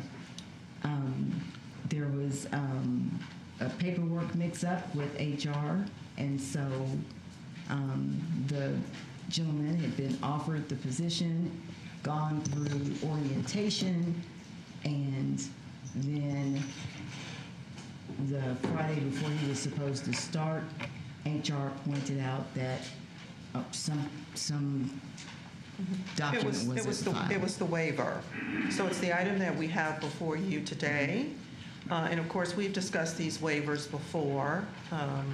And again, you see them fairly frequently. And just as a reminder, a waiver is a situation where we've had an individual who's left county service, like your community outreach coordinator did, with a vacation balance that they are paid for. And so what this waiver does is it allows the department to fill, if the court approves it, allows the department to fill the vacancy. The alternative is then the department has to wait for those vacation hours to expire. Which looks to me to be 2 weeks and 4 days. It's 112 hours. Yeah. So I don't see an urgent need to bring this in 2 weeks and 4 days. I can't support this. This one, so the one that was on FML, we did add a new position for Precinct 2, correct? In the This last is not couple of it, months? but yes. Oh, I thought that was the reason why we added the new one, because this one was going to go away. But No. Okay. Got it. I added a communications position, just like the judge added a communications position. So, Well, that's not exactly accurate because there were 4 people in my office and there's still 4 people in my office, and you added an additional employee, and I didn't waive any terminal benefits on anything. In fact, we're going to spend less than our budget this year. We're going to spend, I believe, more than your budget, and now you're wanting more and adding more furniture and doing all the things that you're doing, even though I think you told the audience that you are cheap as hell. You've already added a position since you've been here, and you're adding more remodeling. And there is no urgent need for a community outreach coordinator to come in in the next 2.5 weeks that they can't wait. So I'm against it. Any other comments or discussion? You've already moved it. He's seconded. Any other discussion? All right, please cast your votes. All right, so it passes 3-2. Judge, if I could have just 1 minute, I'd like to remind our county employees that we're in the process of enrolling employees who are interested in our voluntary benefits. We have sent out a couple of email messages from the Payroll Benefit Service Center, PBSC. I believe one was sent out this morning. Enrollment begins today and runs through May the 26th. And so if any employee has any questions, has any interest in enrolling, we are providing webinars, if I could get that out. Of course, we'll assist individuals in person if that's their preference. We're on the 3rd floor. The Payroll Benefit Service Center is on the 3rd floor of this building. So take the elevator, make a quick right. We'll be happy to service you. And again, we are going to roll out 8 plans, or in the process of rolling out 8 plans. So come and see us if you have questions. Thank you. Thank you.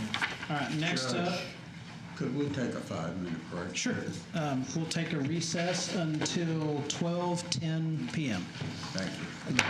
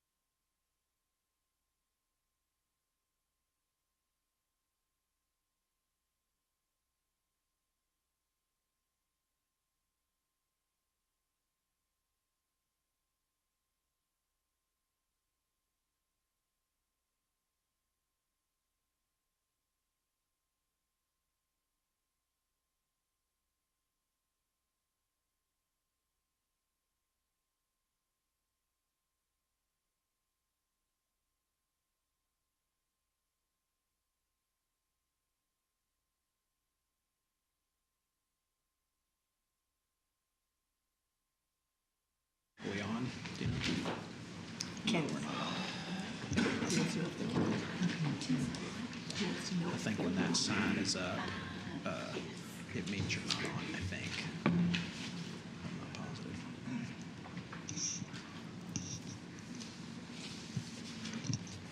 Are we on? Candace is going. Okay. Yep, we're on. We're on. Okay, all right. Okay, we are back from a short break, and next up on the agenda, I believe, is I-1. Sure. Good afternoon, court members. Public Health's requesting your approval for the electronic surveillance system for early notification of community-based epidemic services agreement between Tarrant County and Inductive Health Informatics, LLC. The cost of this agreement would be about, I think, $135,000 or $140,000. And it's paid for by grant funds. It's to support our Essence syndromic surveillance platform. We've had this platform for years. It was supported by Johns Hopkins University, and during the pandemic, they were pulled into many different directions. So they chose a vendor, Inductive Health. It's a sole source agreement with the vendor. So we're just moving to that vendor and all the necessary transfers that are needed with that. So this replaces the Johns Hopkins contract? Yes, sir, it does, but the software remains the same. Move approval. All right, we have a motion to approve item Second. I-1. We have a second. Any discussion? All right, please cast your vote. All right, passes unanimously. Next up is item I-3. Yes, sir. So Public Health is requesting approval of amendment number 1 to the fiscal year 2023 Texas Department of State Health Services Tuberculosis Prevention and Control Grant. Typically, what happens is for a lot of grants, we see renewals. But in some grants, DSHS is not always consistent in their programs, how they ask for renewals. So occasionally we see these amendments added to the previous year's contract. And all that is it's our next year's funding. And usually the work plans get an update with the new year, date changes and so forth. So that's what it is. It's our annual renewal, but it's in the form of an amendment. What's the status of tuberculosis in Tarrant County? So we do have active cases every year. We average about 50. I think last year we had about 52 active TB cases that are new. And then because TB is a sort of a long-term treatment, 6 to 9 months, there are some people that kind of cross over into fiscal year. So I think for the active TB, the caseload, the prevalence was about 80 some cases in Tarrant County. There's obviously some suspect cases that come in, eventually get diagnosed with certain other things. And there are people who are given directly observed therapy where we have people, nurses going into their homes or community service aides going into their homes, visiting with them, making sure they're taking the medication and all those. So it's a pretty, a very burdensome disease to handle in the community. 80 might sound like a small number, but it's actually a pretty robust burden in the community. So with this amendment, what the total matching fund from Tarrant County will be how much? I believe it is $151,827. From what fund is that coming from? So those are required local match dollars. So they're cut out from our TO4, I think, in a separate fund, TO4 10. But those are what we would call local contribution towards the grant match. It's how the grants require us to have that. How many people are you planning to add with this? No, this is just existing staff. It's the role. I mean, it's the next year's funding for the program. There's no additional staff being added with this amendment. All right. Any other questions, comments, motion? Move approval. All right. We have a motion to approve. We have a second. No discussion. Please cast your vote. All right. Passes unanimously. Next up, purchasing J1. Melissa. So, Your Honor, we would like to, as we go into purchasing, we would like to go ahead and move to J14. Troy, with elections, has a recount that he needs to take part of. If we could just do that first. Sure. So my question, I think I'm the one that pulled J14, if it's what I think it is. Yeah, my question is there any urgency to this? Is this related to the runoff, or can this wait until a new elections administrator is in? Morning, Judge. Hi. This is a renewal of an existing contract, Judge. If we don't renew this, then we have to put out another RFP and rebid the entire process again. This company that we're using now that has the contract is a proven commodity. We've been using them since 2021. We've had no problems whatsoever with any of their services. So when does the renewal have to be done? When does the contract end? I'm pulling it up right now.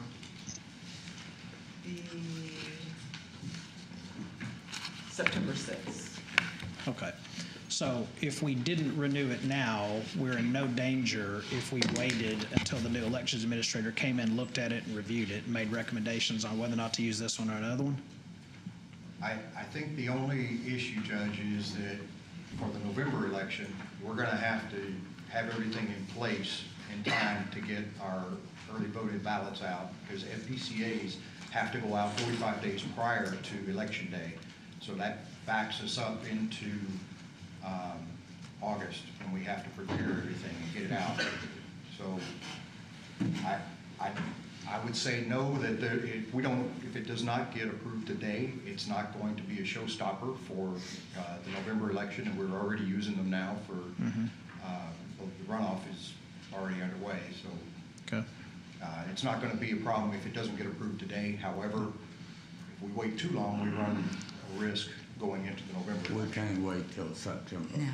Sir? We cannot wait till September. That would be my assessment, yes, sir. So ballpark, I'm not holding you to it. This would have to be approved for there to be no problems or issues, smooth sailing by when? I would say by July. That's going to be dependent upon purchasing's timeline, but I think probably July would be. Okay. Is this an annual contract? Ma'am? Yes. It's an annual contract? Yes. Okay, so next year, the new elections administrator will get to consider this, right? Or go out and get bids? Yes, this is the final renewal. Okay. So we'll have to rebid it next year. At this point, there's no reason to do it today. If a new election administrator is hired and on board by July the 1st, do you see it as a problem? I don't see it as a problem as far as elections is concerned. Okay. Well, we can wait and put it back on the agenda in July. Okay, that would be my recommendation, is remove it and bring it back after they've had a chance to thoroughly look at the whole operation and see if they want to make any changes, or leave as is and recommend it, especially if we're not in a hurry to do it. The only issue What would is the be timeline for having the new elections administrator? That's a great question. So, the posting has been done. It's been put out in all the election places. That's correct. So, I would anticipate maybe another 10 days, 14 probably tops, when we get all the resumes. And then the way I've set it up, which I guess we could be overruled. I could be overruled. The way I've set it up is if any member of the election commission wants to interview someone, we're going to interview them. So any one person can say interview them. So I would anticipate those interviews will start certainly within 30 days, okay. maybe less. We would definitely have to get it on the first court in July. Okay. At this point, I would just say hold off if it's not a rush, and if we find ourselves in June and we don't have somebody yet, put it back on the June agenda and let's go with it. Okay. Okay? Fair enough. Okay. All right. Unless there's action there, we will move to J2. It was pulled off consent, so it does require action. Oh, that's right. That wasn't J1. So, all right. We will postpone that, and now we will go to J1.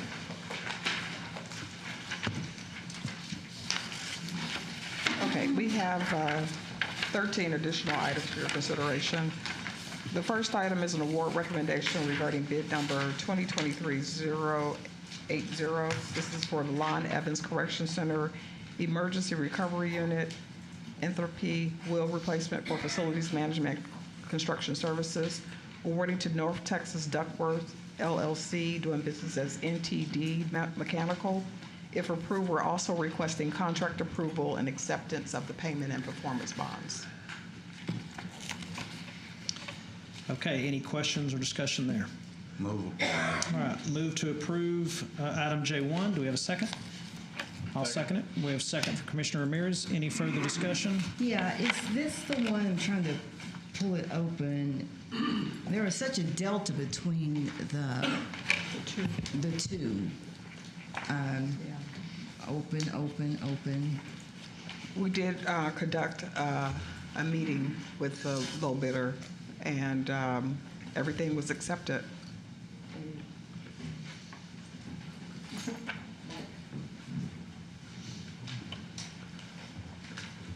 I was just wondering, are we getting aftermarket parts or something? Why there was such a big difference? Commissioner, the price from NTD is in line with what we estimated it to be. And in the scope review, they had everything in their number. So it's a quick 14-day project, and that's including rain days. And there's 4 of these wheels. They're 9 feet tall. They weigh approximately right under 2,000 pounds each. So they're going to have to be craned in. They'll put all 4 of them on the roof. They'll remove the old ones all in a single day, and they'll tie it all back in. And that price is what we thought it would be, about $350 to $390. So the other company was gouging? They must have been, yes. Okay. They just maybe misunderstood the bid. Thank you. Yes, ma'am. All right, any other questions or comments? Are we on, we're on 1 still? Yeah. All right, we have a motion and a second on 1, right? Okay. If there's no other comments, please cast your vote. All right, passed unanimously. Item J2. The second item is an award recommendation for bid number 2023-094. This is our annual contract for tactical gear for the Sheriff's Office, awarding to the primary, secondary, and alternate vendors listed per unit price. Move approval. Second. All right, we have a motion and a second to approve item 2. Any discussion? Seeing none, please cast your vote. All right, passes unanimously. J3. The third item is an award recommendation regarding RFQ number 2023-095. This is our annual contract for pre-employment psychological evaluation services for human resources, awarding to psycho screening per contract terms. All right, move to approve. Do we have a second? We have a second. Any discussion? All right, please cast your vote. All right, passes unanimously. Item 4. That is an award recommendation regarding bid number 2023-096. This is a purchase of a crack sealer machine for Precinct 1, awarding to Craftco Incorporated per unit price. Move approval. Second. All right, we have a motion and a second for approval. Any discussion there? All right, please vote. Passes unanimously. Item 5. This is an award recommendation regarding bid number 2023-097. This is a purchase of a steel wheel roller for precincts 1 and 2, awarding to the various vendors listed per unit price. Move approval. Second. All right, we have a motion and a second. Any discussion? All right, seeing none, please cast your vote. Passes unanimously. Next up, J6. This is an award recommendation for RFP number 2023-100, annual contract for community-based detention services for juvenile services, awarding to K-16 Ready Society, doing business as Texas Initiative Programs, per contract terms. If approved, we're also requesting contract approval. Move approval. Second. We have a motion and a second. I had a couple of questions. Can you explain to me what community-based detention is? Oh, it's been, sorry.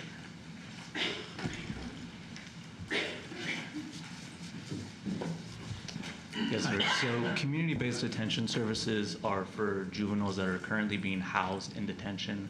It's an alternate program that will save the county money. To house a juvenile in detention is $290 per day. So this is a low-cost alternative solution on a weekly basis, I believe $200 to $70 per week. They are supervised and basically have the advocacy services. So they do have a advocate for the vendor where they work with the probation I mean, officer. is it home confinement? Is that what this Yes, is? correct. Okay. Yes, home All right. confinement. Ballpark, during the course of a year, how many are eligible for home confinement percentage-wise? 30 to 60 annually. 30 to 60 total? Yes, sir. Gotcha. Okay. All right. Thank you. Any other questions or comments? All right. Do we have a motion? Don't you make one? I thought I did. Okay. Maybe. Oh, okay. Well, I was sleeping. Motion and a second to approve item J6. If no further discussion, please cast your vote. All right. Passes unanimously. Item 7. This is an award recommendation regarding bid number 2023-110. This is our annual contract for ammunition for the Sheriff's Office, awarding to the primary and secondaries listed per unit price. Second. We have a motion and a second to approve item 7. Any discussion there? All right, please vote. Passes unanimously. 8. And the next item is an award recommendation regarding bid number 2023-140. This is for the sale of recycled paper for 40-plus tons of sorted white ledger, 40-plus tons of sorted office paper, and 20-plus tons of cardboard for facilities management, awarding to the various bidders listed per unit price. Move approval. Second. Any discussion? All right, your vote. Passes unanimously. Number 9.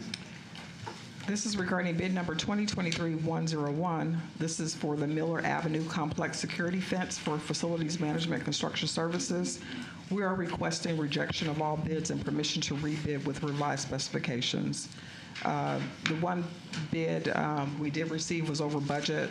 One did not sign the addendum, and the others didn't include pricing in all sections as required. All right, move to reject all bids and rebid with revised specifications. Second. Let me explain a little bit. Sure. We've got a big problem at that particular sub-courthouse. There are 3 buildings, at least 3 parking lots. Nights and weekends, it becomes a gathering place for people who frequent the clubs and businesses up and down Miller Avenue. We've had 1 murder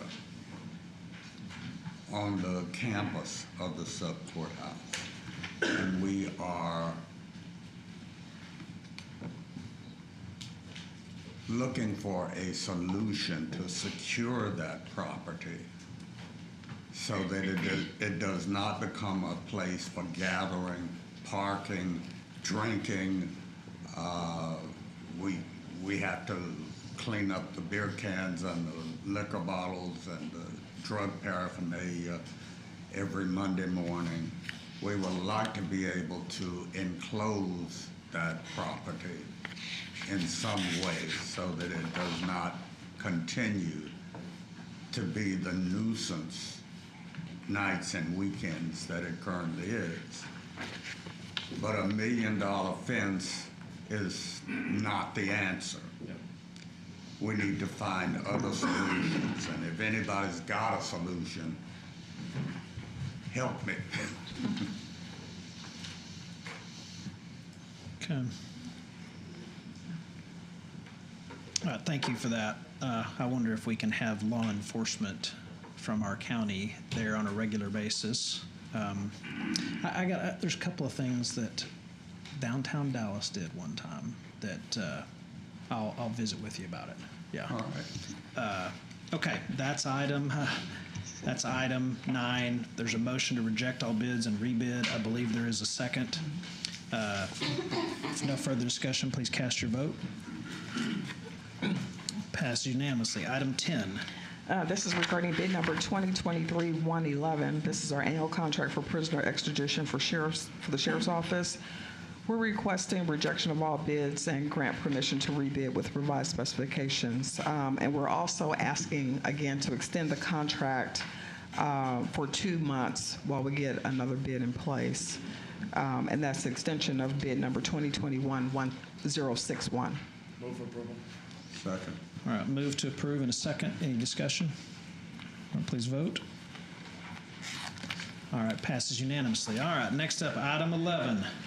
This is a request for approval of Sixth Amendment for RFP number 2017-057, annual contract for mainframe hosting, managed services, and disaster recovery services for information technology, awarding to Data Management Associates. This is to extend the amendment, to extend the contract. For the mainframe? Yes, Yeah, I thought the mainframe was offline. Did we take it out? No, it's not. It's not yet. I move approval of this contract to extend the mainframe.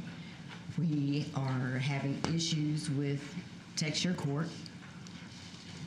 We visited the courts.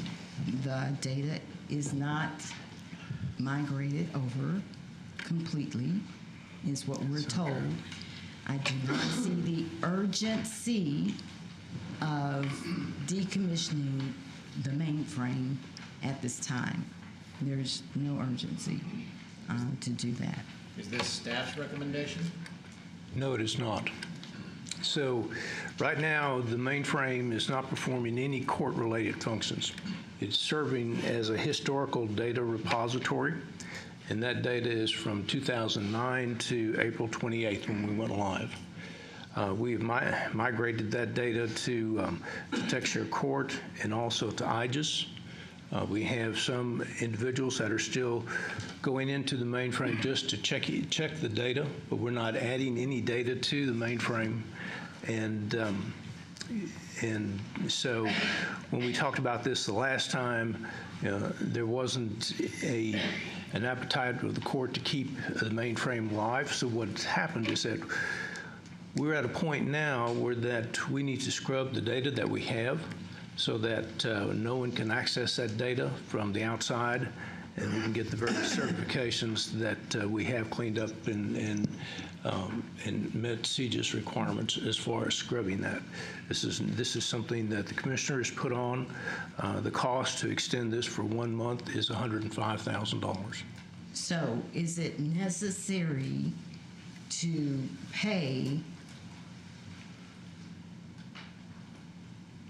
have a cost to have the mainframe available? So if the mainframe is available, do you need a cost do you need to pay to maintain it? If we extend this for 1 month like this request is? It's through July. It's 2 months. It's through July? I thought it was June 30th. It says July 30th.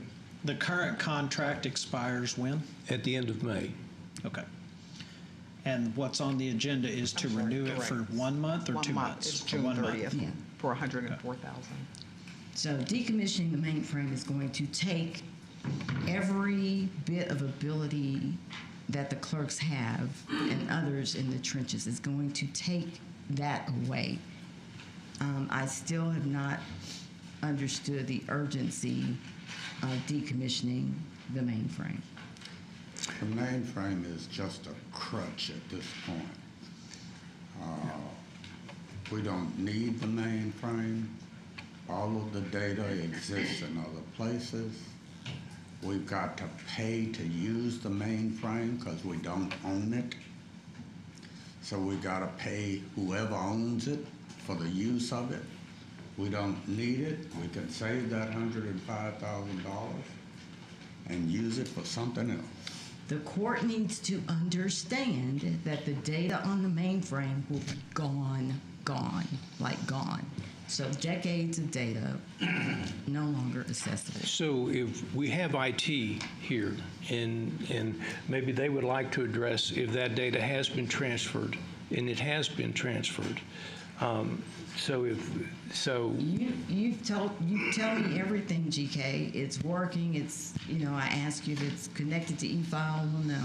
Okay, so until the court sees some proof of this, just not confident, because 10 days ago or whenever we had the last court meeting, you had this on the agenda. This, I didn't put it on here.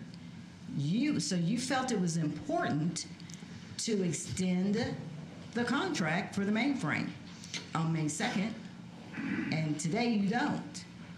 What is the urgency? Yeah, I believe the reason he had it on there was in case we needed it, because he has to post the agenda 72 hours in advance, and we posted a little more than that, so he had it on the agenda in case we had to renew it, in case TechShare wasn't live. The data, as I'm understanding it, is on the mainframe. The data is now also inside TechShare courts, and we can access the data. So even if the Commissioner's Court said we're scrapping courts, we still have the data, own the data, can still retrieve the data. Yes, all data previously or all data within the mainframe has been ported into the new court system. And whether TechShare courts works or not, or works well or not, the data is there. All data is in and court. we're not going to lose data if we don't renew the mainframe contract. You will not lose data. All the data has already been ingested into the new platform. Chris, do you agree that we will not lose the data? Yeah.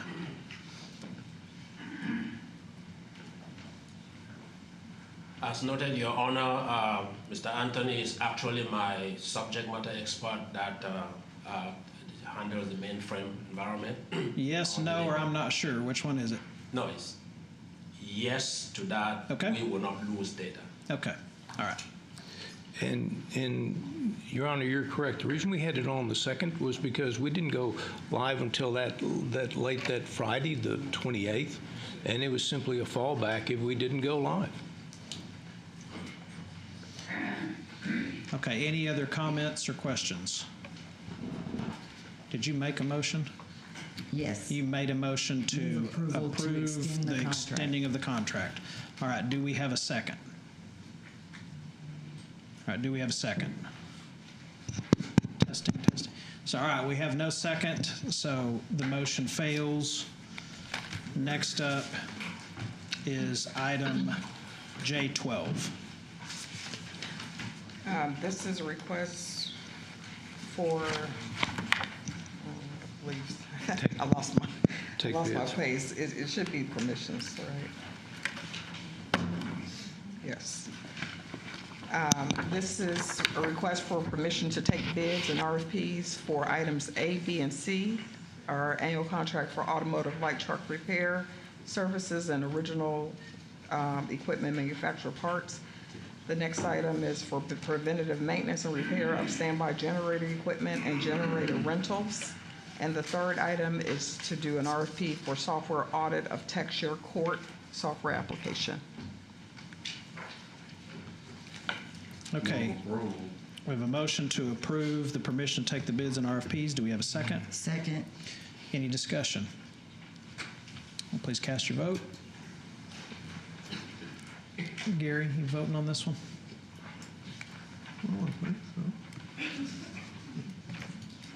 All right, passes unanimously.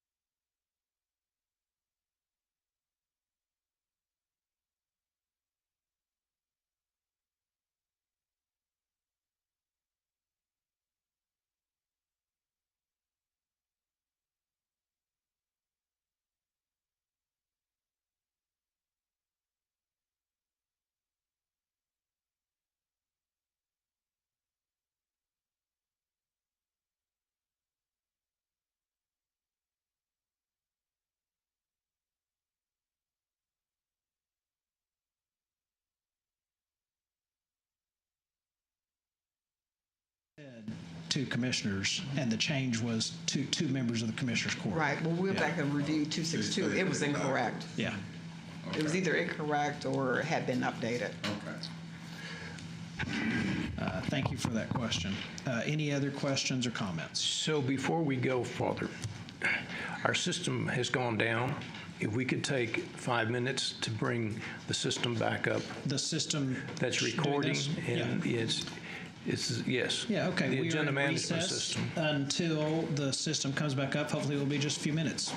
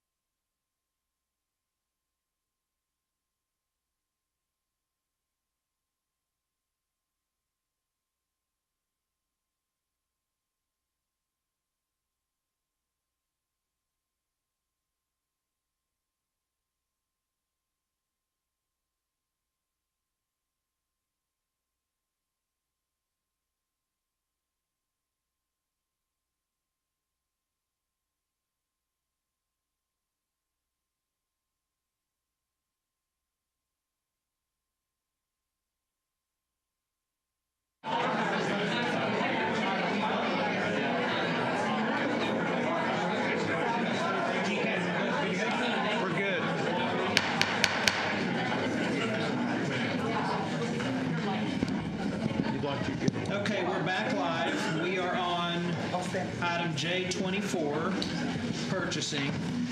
There were several questions. Are there any other questions or comments on J24? Yes, it was. So with no questions or comments, sign up to speak to J24. Oh, go ahead. We have a motion. Move approval. Motion to approve J24 and a second. Now our speaker on the item is Daniel Bennett.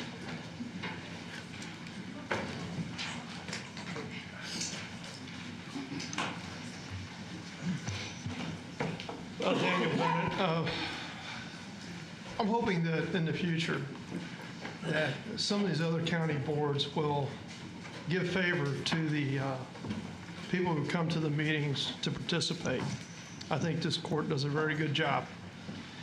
I know I couldn't make your meeting this morning. I guess you had a purchasing board meeting.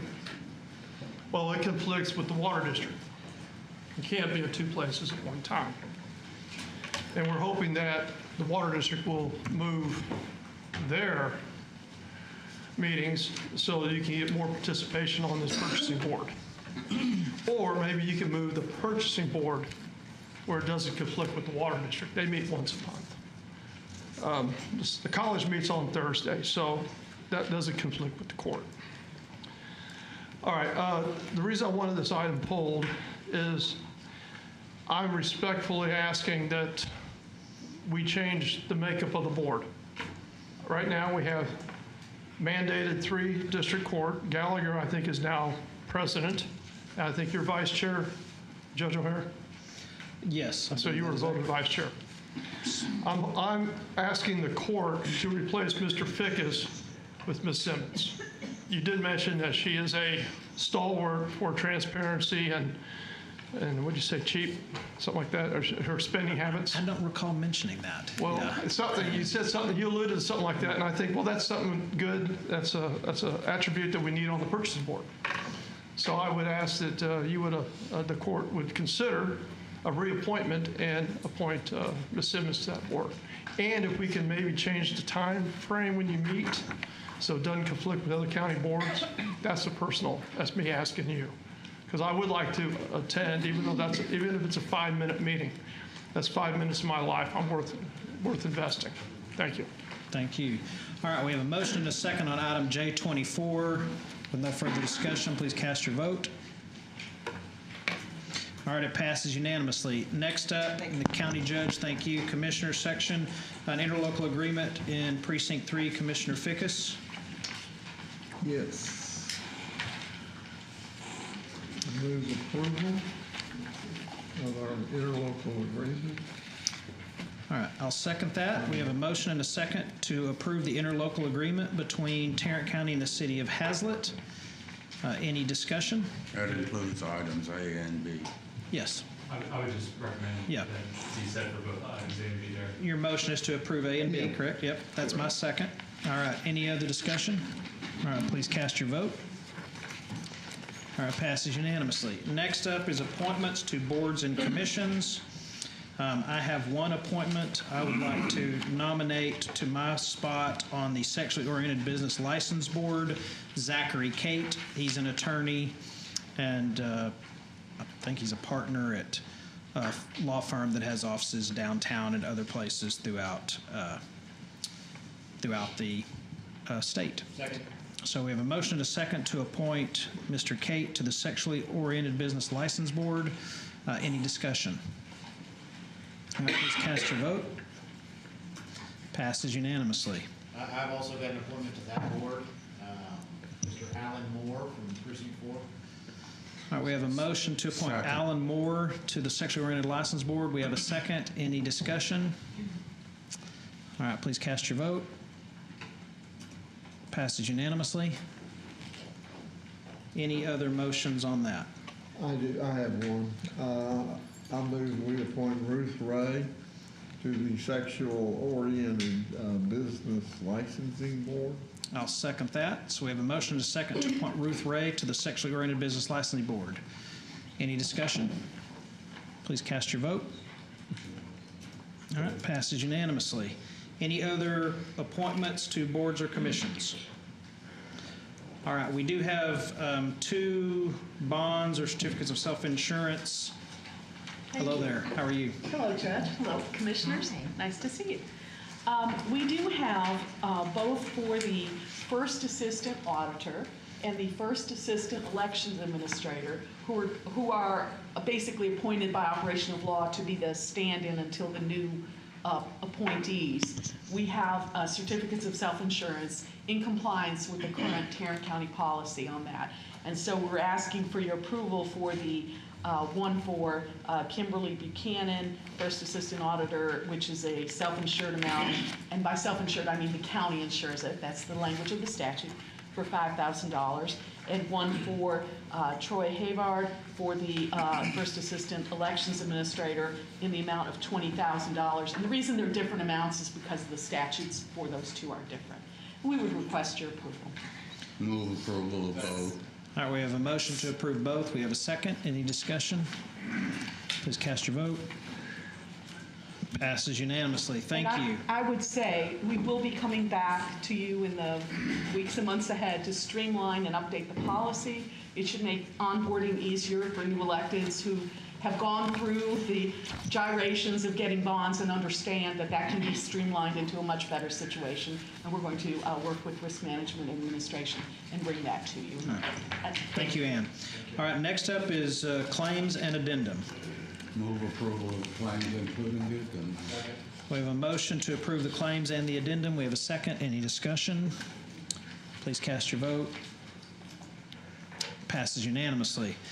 Okay, next up, 2 briefing items. We'll start with the Tarrant County Hospital District update. Dr. Duncan. Yes. Good afternoon, Judge O'Hare and County Commissioners.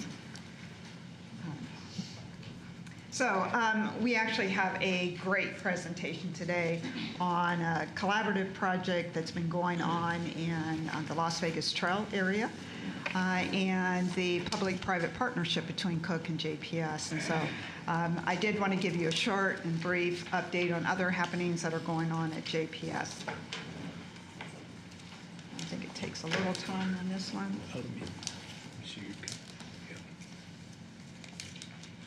Okay, we'll need to advance it. Go ahead and advance the next slide.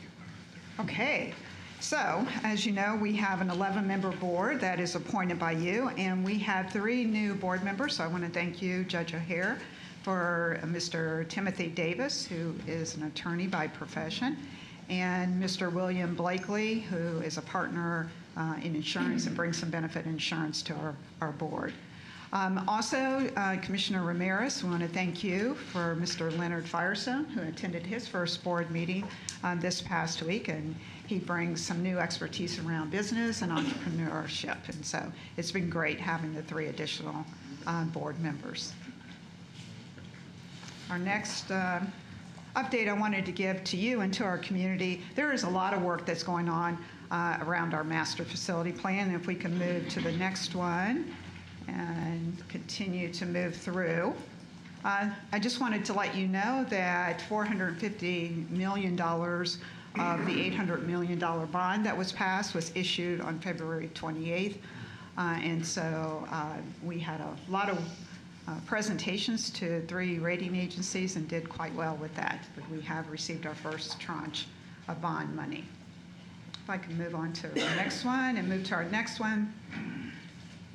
Okay, so these blue buildings are the work that is going on at JPS.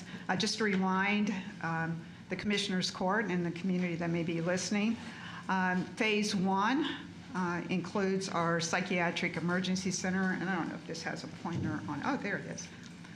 But you can see, I'm not very good with using a pointer, you may see, but we have our Psych Emergency Center that is now underway on campus.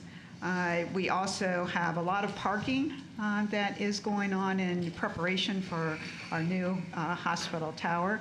Here on West Magnolia, you'll see here is where our new medical office building will come up, and that will house our ambulatory surgery, or move our surgery out of our current towers out into the outpatient setting. Along with our specialty clinics, our women's health is also included in that. We also will have a new central utility plant. You can see it in the back there. And that will allow us to have to support our new facilities and to be more energy efficient than we currently experience. And then you can see, again, I'm not doing very well here, but we are expanding on the pavilion, which is where our trauma and our ED services are currently located. And we're expanding that area in preparation for the new towers that will be built here where you see the temporary parking. So a lot of activity that's going on campus. I'd like to also call attention to our medical home Southwest, which I'll show you some pictures of the work that's going on there. So we have quite a bit that's going on. If I can move on ahead. And this just shows here in the red will be our new towers. Okay, so here's a rendering of our psychiatric emergency center. You can see it will be beautiful. This is the construction that's going on right now with our psychiatric emergency center. And we hope to have our construction ended in May of 2025 and be able to start the expanded psychiatric services that are much needed here in Tarrant County. Here's a rendering of our medical home Southwest. You can see again, this is beautiful to come. And we hope that in June of 2024, we expect to start services there. This is what it looks like now. There's a lot of clearing that has gone on. And I understand it's about 1,000 truckloads of dirt that will actually be brought here. So interesting. And they dug up a lot of dirt, not sure what they did with it, but they're bringing in another 1,000. All right, if we can move on to our next. I do want the court to know that there has been a community advisory group that has been formed around our new medical home Southwest. And they have been very involved in how they experience healthcare. We've had listening sessions with them. Commissioner Brooks has helped with some of those sessions and also has advised us on some of the members to join this. But they will be alongside us on our journey as we build out this new medical home. We do feel it's important for our community to have a voice. And so this has been a real win for the community. And then if we can move forward, I'm going to come back to this and go ahead and finish up because I'm really excited about this presentation, and we have Councilman Crane here today. So just you can move through the next couple. For those of you who may not have known, but April was the National Donate Life Month, and that is a time in which we spread awareness about organ and tissue donations. And last month, JPS partnered with Life Gift to host a ceremony where we honored those who gave the gift of life as well as organ recipients. And in attendance here on your right here is Sabrina Hall. And she was a wife of a Fort Worth police officer, Garrett Hull, who was killed in the line of duty and was actually treated at JPS. And his family donated his organs. And Sabrina Hall was there and gave a very moving presentation about being able to save the lives of others. We also had the Fort Worth Police, and so I wanted to make sure I took a picture with Chief Noakes, and it was really well attended, but it really shows the great work that's being done.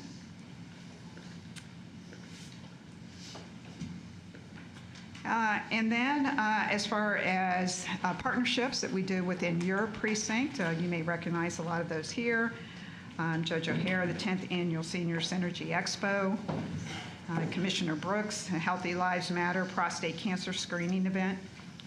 Commissioner Simmons, East Arlington Renewal and Behavioral Health, and the team came back from your most recent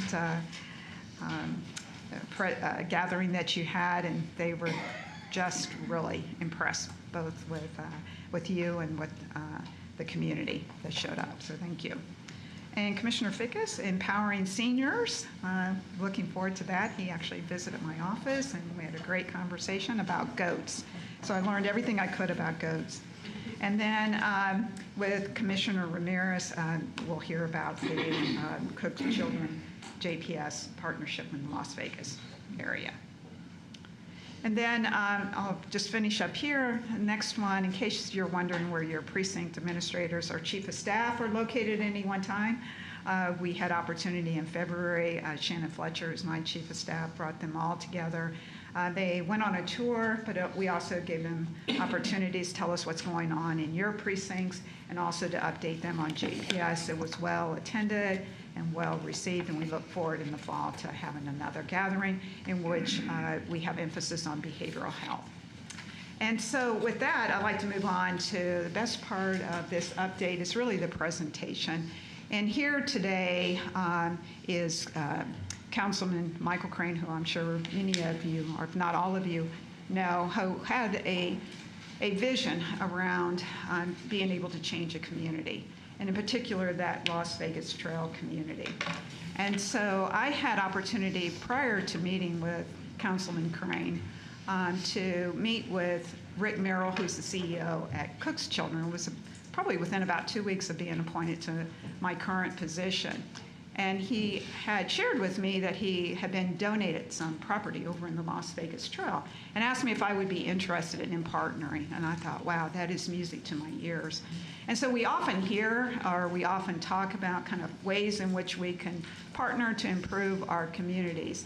But it really takes strong leadership, and Councilman Crane has truly been that leadership who has stepped forward, has pushed us along. I think he had, I remember being in a meeting with Rick Merrill and Councilman Crane wanting us to turn this around within about 30 days. I mean, he was like, can we not get this done? But really great work that's going on.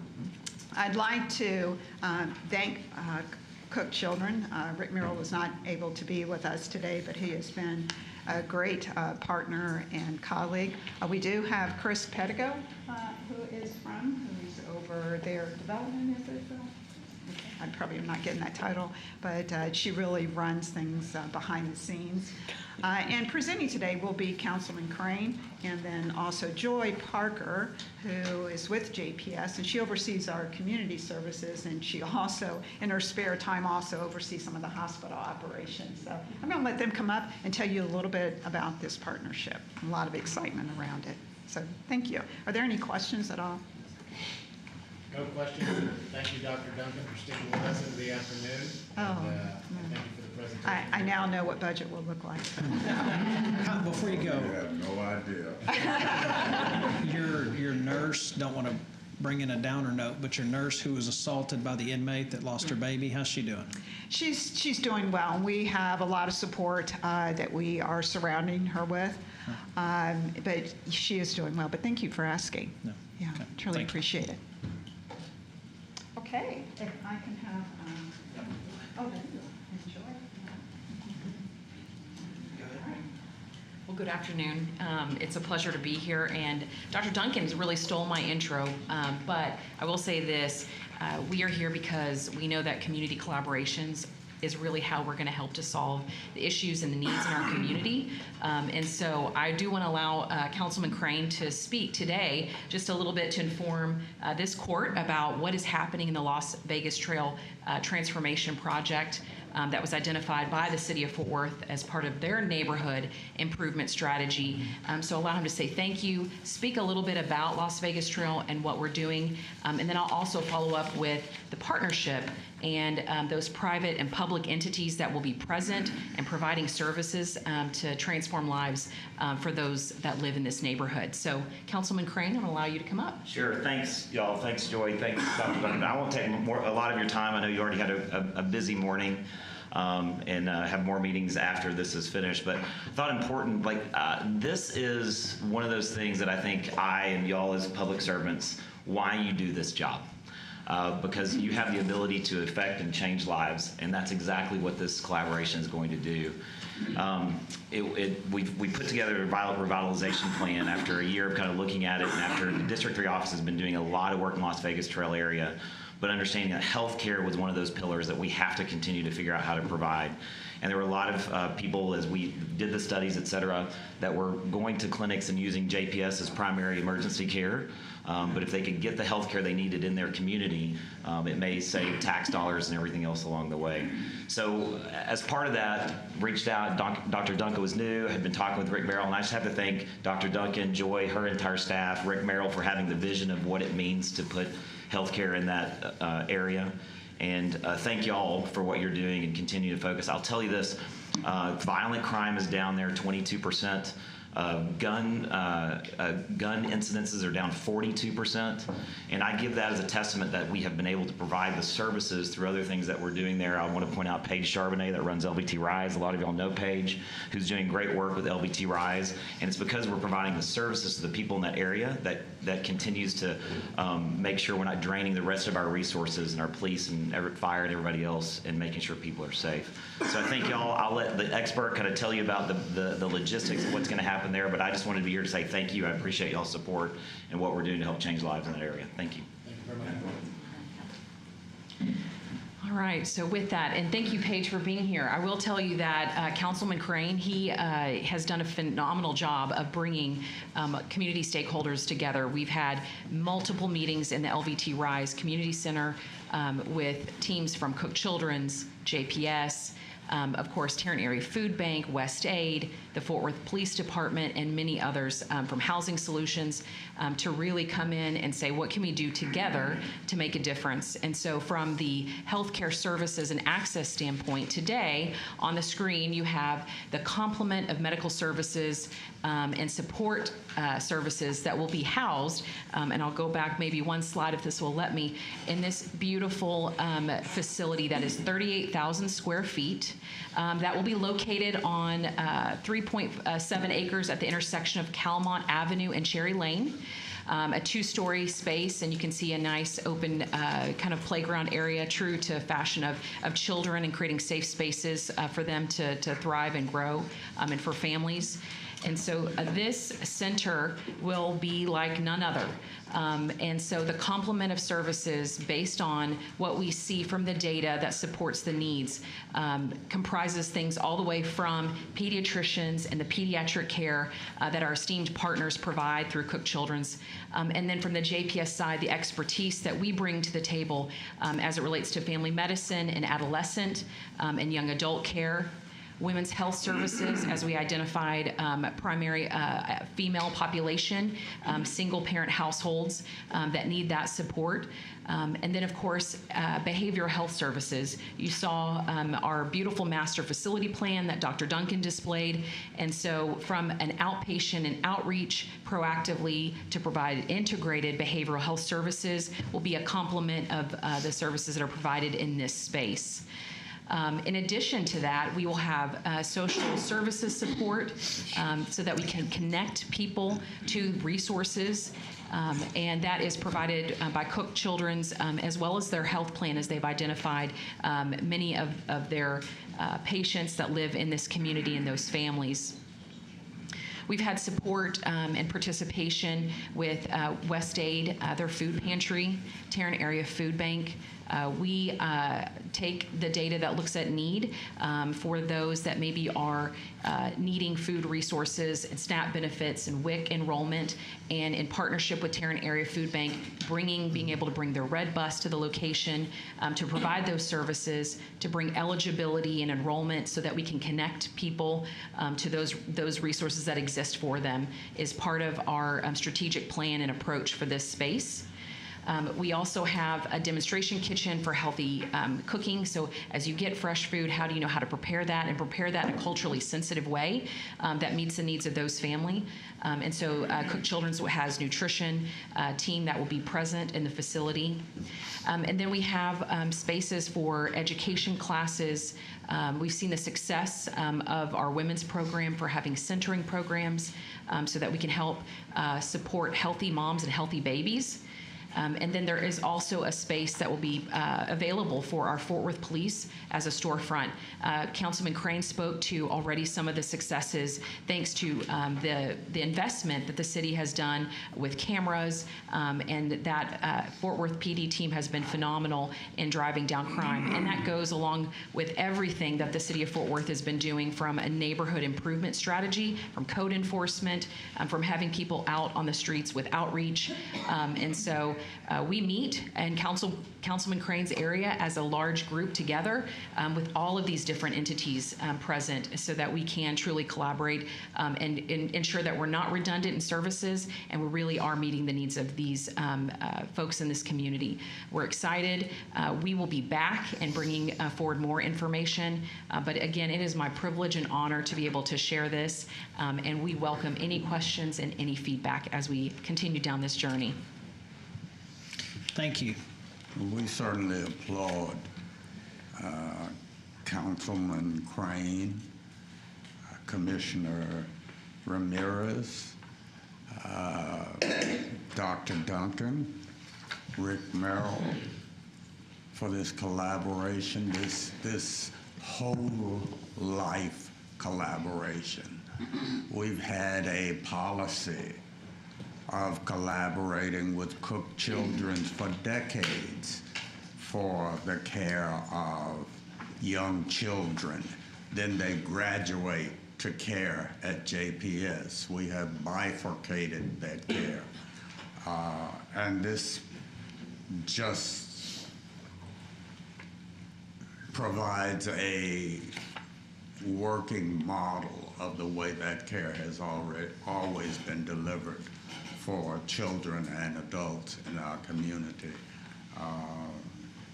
This is a heck of a deal, and you're all to be congratulated for that.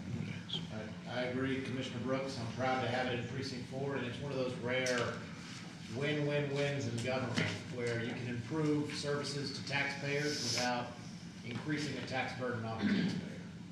This is an incredible development. I'm looking forward to Precinct 4, and like Councilman Crane said, this is life-changing for that area. So thank you for everybody who's involved and for everyone who's going to stay involved in getting us across the finish line. And thank you for mentioning cameras. That may be another solution to my problem. Yep, for sure. Thank you. Thank you so much. All right, thank you all very much.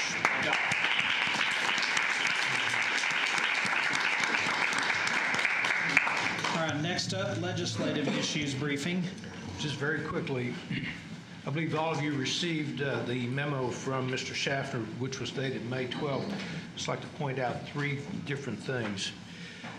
First of all, the HB1, which is the budget bill, the conferees met last night and they remain stalled on property tax relief. So that is still in committee. It does contain some additional funding, though, for indigent health and mental health programs. One thing that it does not include is the money for the Tarrant County State Hospital study. It is not in HB1 at this time. Also, members of the court, you might recall with Mr. Schaffner's briefing that we talked a little bit about state reimbursing the county for various inmates that we're holding in our county jail. Guerin's bill, which would be paper-ready inmate reimbursement, Hinojosa's bill, reimbursement of inmates awaiting competency restoration, Craddock's bill for the juvenile department required to pick up juveniles, and then we also have another one by Frank that is also doing competency restoration. Just a point on that, the LBB has indicated that if the state would enact those pieces of legislation, that the fiscal note on it is a little over $800 million. So it's expensive. You can tell what the counties are bearing cost on state inmates. Members of the court, you have that memo, and if you have any questions, I'll be more than happy to try to answer those questions at this time. I'd like to give Russell a shout out again. He's working hard down there for us. And I know that specifically Guerin's bill to get this done has been a work and a lift that we've all had to make. And I think Russell's done a great job. So is Russell paying you money? Well, when we get the across the finish line, he's paying us all money. Very good. All right, any questions for GK or comments on this? Good job. All right, seeing none, announcements and comments. Anything from the court? All right, seeing none, public comments. First person I have sign up to speak is Daniel Bennett.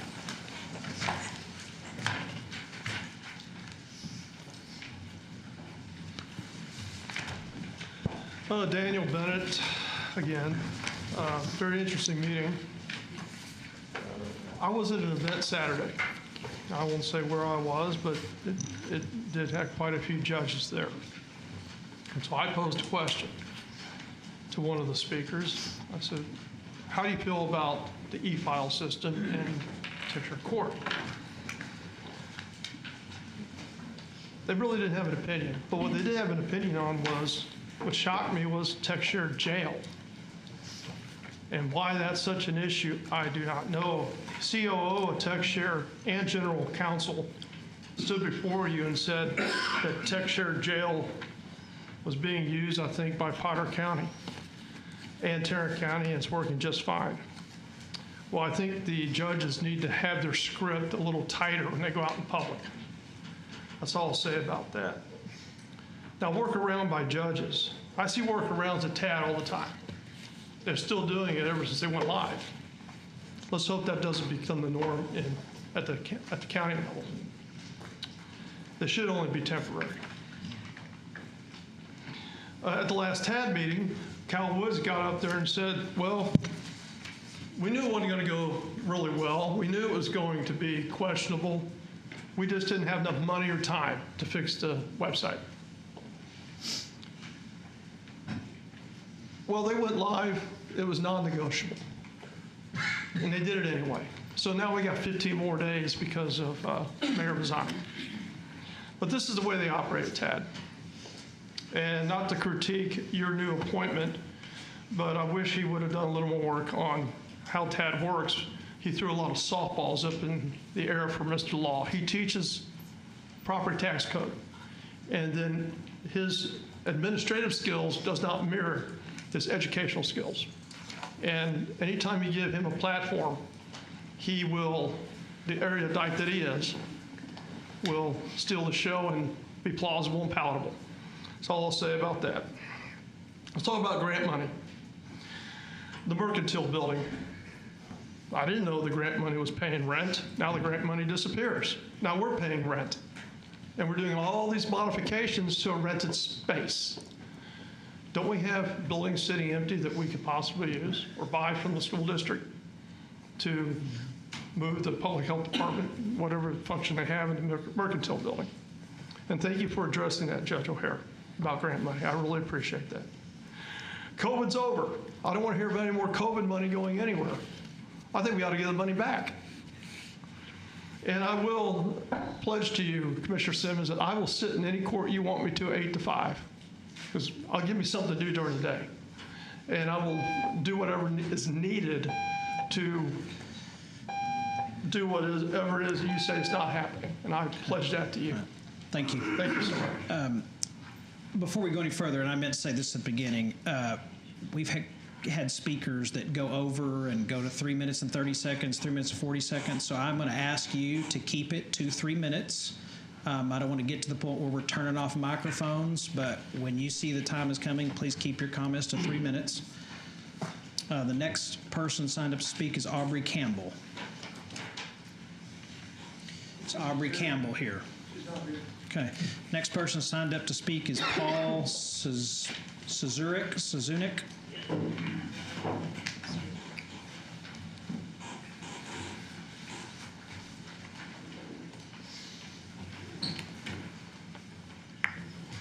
Did I get that right? Yeah, sir. Hello, Judge and Commissioner. I'm with the JP7 Matthew Anderson group. We were here a couple of weeks ago, and I'd like to continue some of the things I've noticed. One thing is the safety and health of our neighborhood since they put in the truck farm. Lots of traffic, 18-wheeler trucks running all night, to clean them out and stuff. And they're authorizing for sleeping in them. Then on top of that, we have the pollution, diesel leaking, water supply. Some people on Cagle Crow, which is east, have wells.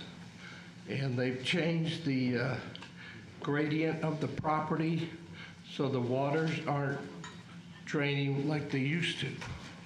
I don't know who's keeping an eye on that, but that's something of concern. I believe on Cagle Crow there's about 36 wells.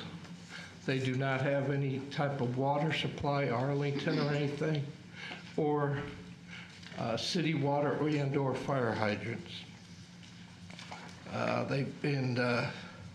When they were developing the truck farm, they filled in some of the ponds that were there. I used to go fishing over there.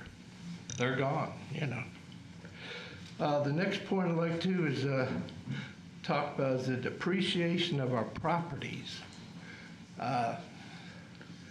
It's kind of a rural setting. That's why I moved out there, because of the calmness and tranquility of the environment. Now, across the street from a couple of our members, just a big truck farm, and a lot of other concerns besides that, besides the trucks, is we're getting a lot of vagrants coming over there, walking around because it's lit up more and everything. And basically, they moved the commercial property into our residential neighborhood. And you might recall they wanted to put up a fireworks stand and blowing fireworks, sell them at other stands on 1187. They were going to allow them to come over there and buy a ticket, and they could shoot them off in our neighborhood. Well, that's not too safe. And we do have gas wells there. They have signs, no smoking. So there's a lot of issues coming. Okay. Another thing. Thanks, sir. Your time is up. Thank you. Next up is Donald Brewer.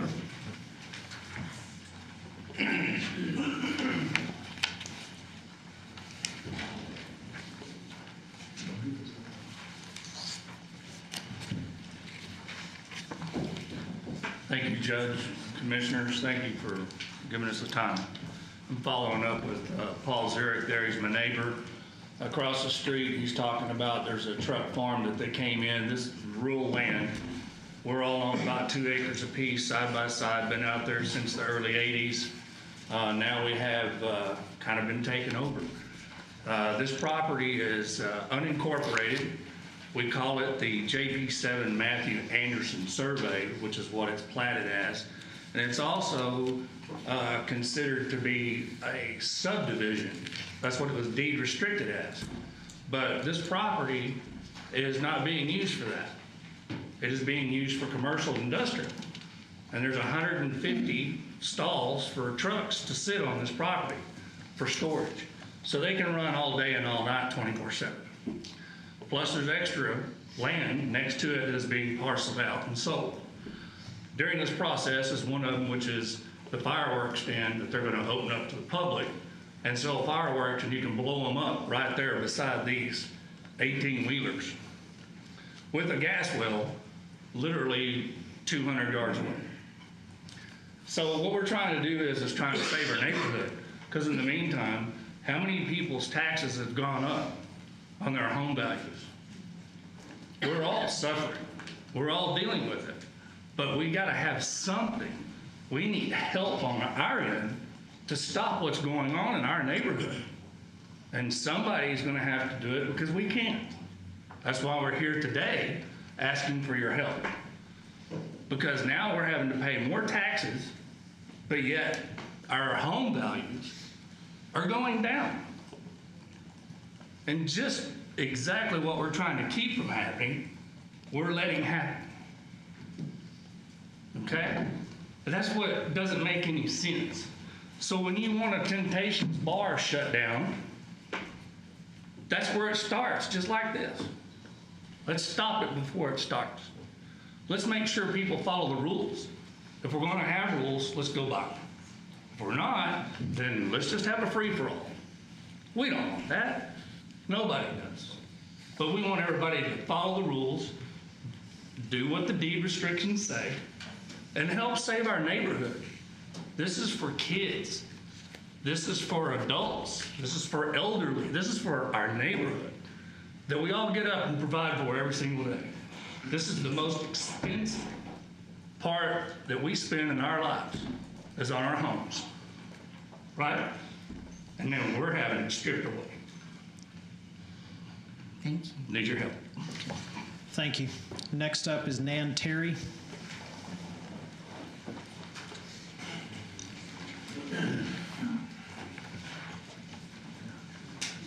Good afternoon, Judge, Commissioners.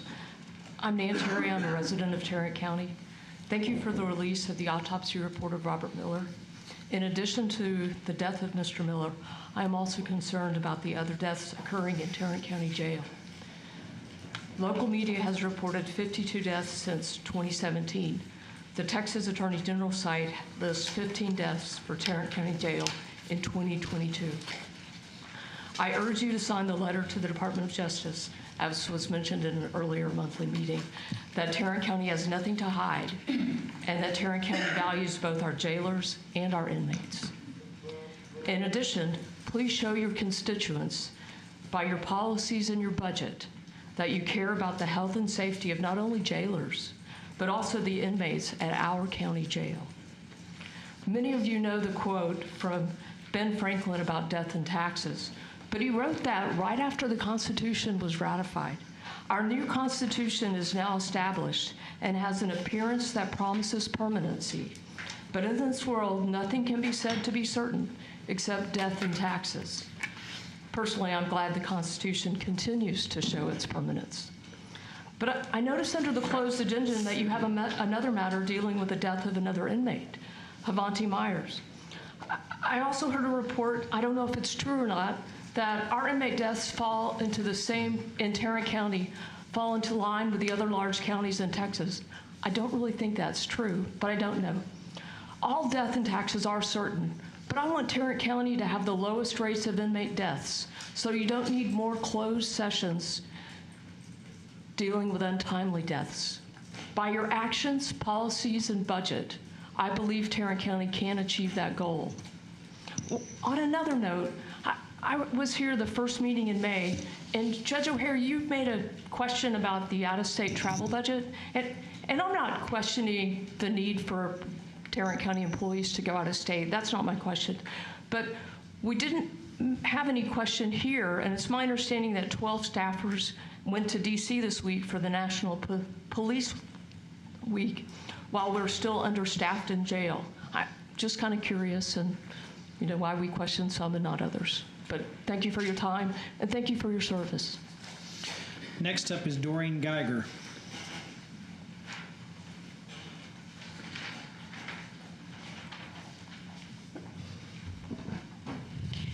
My comments are my own.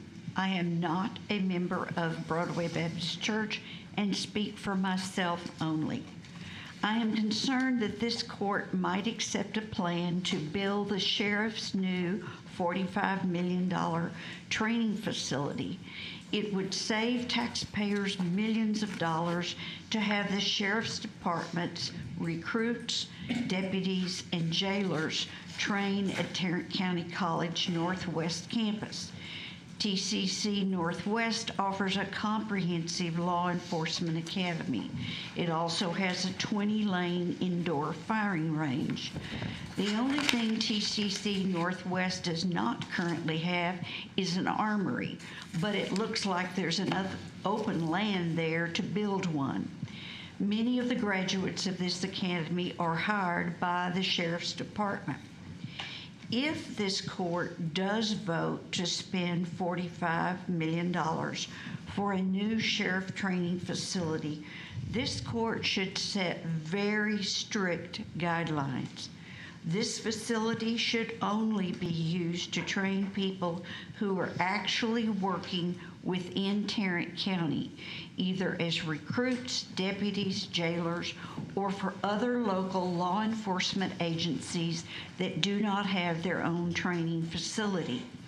Any new Tarrant County training facility should not allow any militia training. A 2016 article by reporter Edward Brown stated that our sheriff is a member of the Constitutional Sheriff and Police Officers Association, founded by Richard Mack, a former leader of the Oath Keepers. Mr. Mack endorsed our sheriff in his 2016 election. In January of this year, 2023, NBC5 revealed Oath Keepers has trained sheriffs and police officers from more than 80 Texas law enforcement agencies. Any facility that you build or decide to use should never be used for any militia training, and this should be monitored. Thank you. Next up is Brent Hyder. Is Brent Hyder here with us? Yes.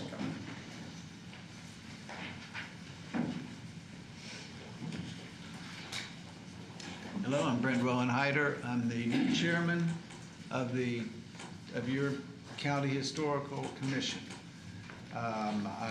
Bill Perdue, who is the past chairman, is also here, and he is on the slate to speak, and he has a prepared speech. But I understand that you will not be able to vote on what we are requesting, which is to add spaces for appointments to the commission. We have 19 members presently on the commission. Unfortunately, when the slate was put before you, many of the most important and longest serving members were left off. And what we are wanting to do so we can proceed to do the business that you have appointed us to do is get them back on the commission. By adding 2 places per commissioner and per you, the judge, and 1 at large, that would give us 30, and that would give us a required quorum of 16. And with their experience and knowledge, we can move forward to do what we need to do. And I started my term of responsibility in January. This is May, and we've been in abeyance since then. So we do need to move forward. And I understand that you cannot take a vote on this at this time until we get on the agenda for the next session. Is that correct? Well, you can't vote on something that's not on the agenda. Right. Yeah. So, okay. So we're putting this before you, so we will get on the agenda for the next time. Okay. You look like you're waiting for a response. Yeah, any questions? Okay. Okay. Thank you. All right. Thank you. All right. Next up, we have William Perdue.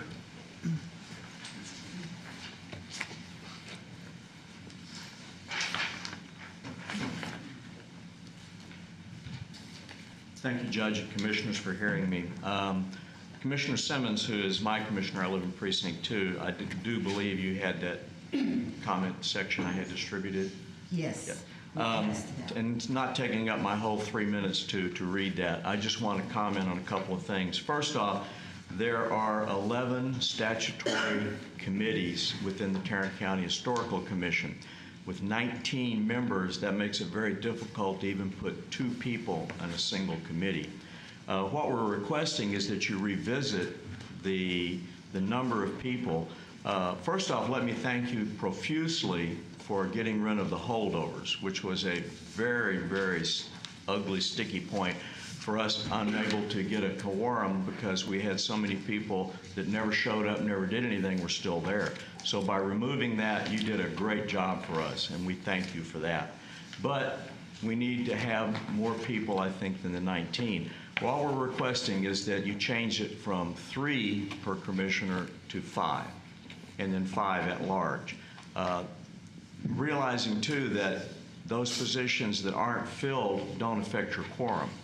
If we have 100 people that are open positions and we only have 10 people in there, the quorum is based on the 10, not the 100. So we would like to request that you consider that. We'll see if I can't get it on the agenda for your next meeting. But remember, too, that every member of the Historical Commission is a volunteer. There are no paid positions on this commission. These people are all dedicated to doing what they think is right for preserving the history and all the other aspects of Tarrant County, the cemeteries, the buildings, all the monuments. Everything that we do is based on the people that love this county and its history. And we want to make sure that we can preserve that. So just really, if you have a chance, take a look at that sheet that I gave to Commissioner Simmons, and I know Commissioner Fickus, you have a copy of it too. Take a look at it. If you have any questions about anything on that, Commissioner Simmons, Commissioner Fickus, and Andy Nguyen have my phone number and email, and you can call me or contact me at any time, and I will try and answer any questions you may have. Because I truly love this commission. I love the county. I've been doing this for 10 years, and it's part of my life. Thank you very much. Thank you. Next up is Dave Mukherjee. He's left. Okay. Then next up is Merle Glasscock.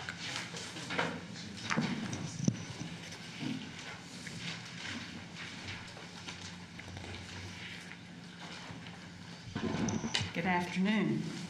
I am Merle Glasscock. I am a member of Broadway Baptist Church. I am not here on Broadway's behalf. I am here because I believe in the justice initiatives of Broadway. My comments are my own, and as always, I am grateful that you listen to the public. The release of the amended autopsy report and the Mayo Clinic document concerning Robert Miller does not provide the needed information about his death. What was your purpose in releasing the documents? I am asking for a review from an independent forensic pathologist, an independent autopsy. Thank you for listening. All right, that is all that we have signed up to speak. Is there anyone else in the audience who would like to speak? Please state your name. Hi, my name is Amy Super. I live in Commissioner Ramirez's district.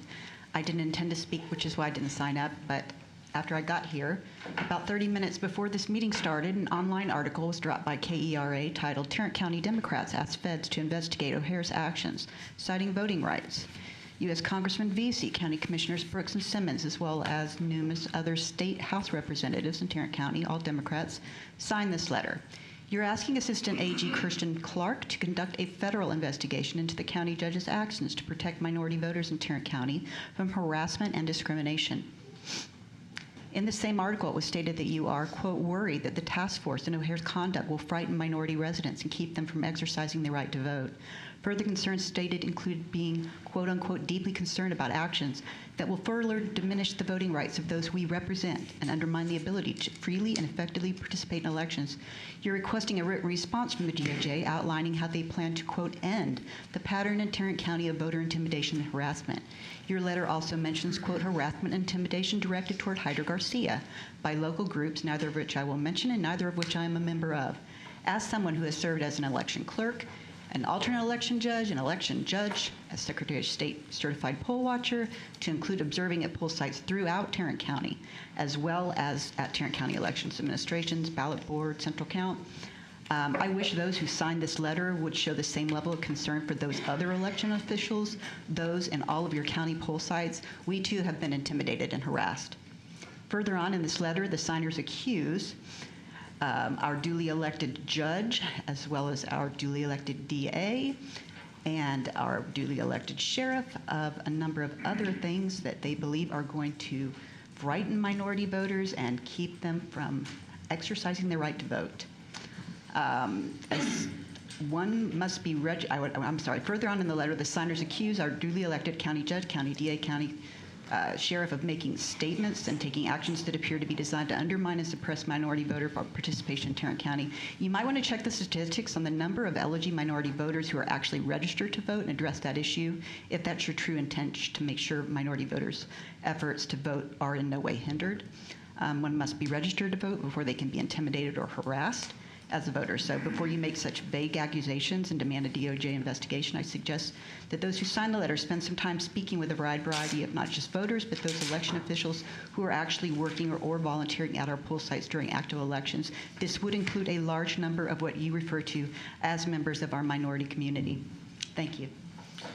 All right, that's all the folks we have signed up to speak. Again, anyone else that would like to speak? All right, seeing none, please remain seated and silent while I read the following statement. The Commissioners Court will now recess the open session and proceed to closed session to discuss items exempt under sections 551, 071, 072, 074, 076, 087, and 0725 of the Texas Government Code. We are now in recess.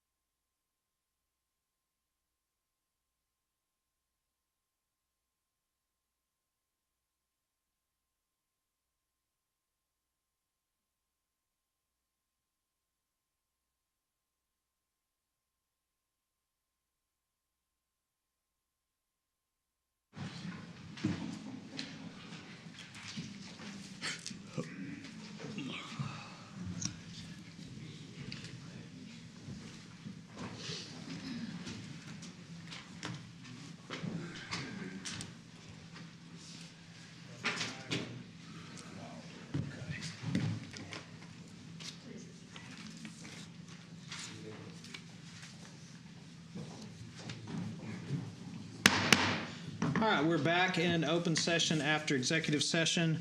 There are 2 items to discuss after our executive session discussions and receiving advice of counsel. The first item is the Volkswagen clean diesel litigation. Do we have any motion or discussions or questions regarding that item?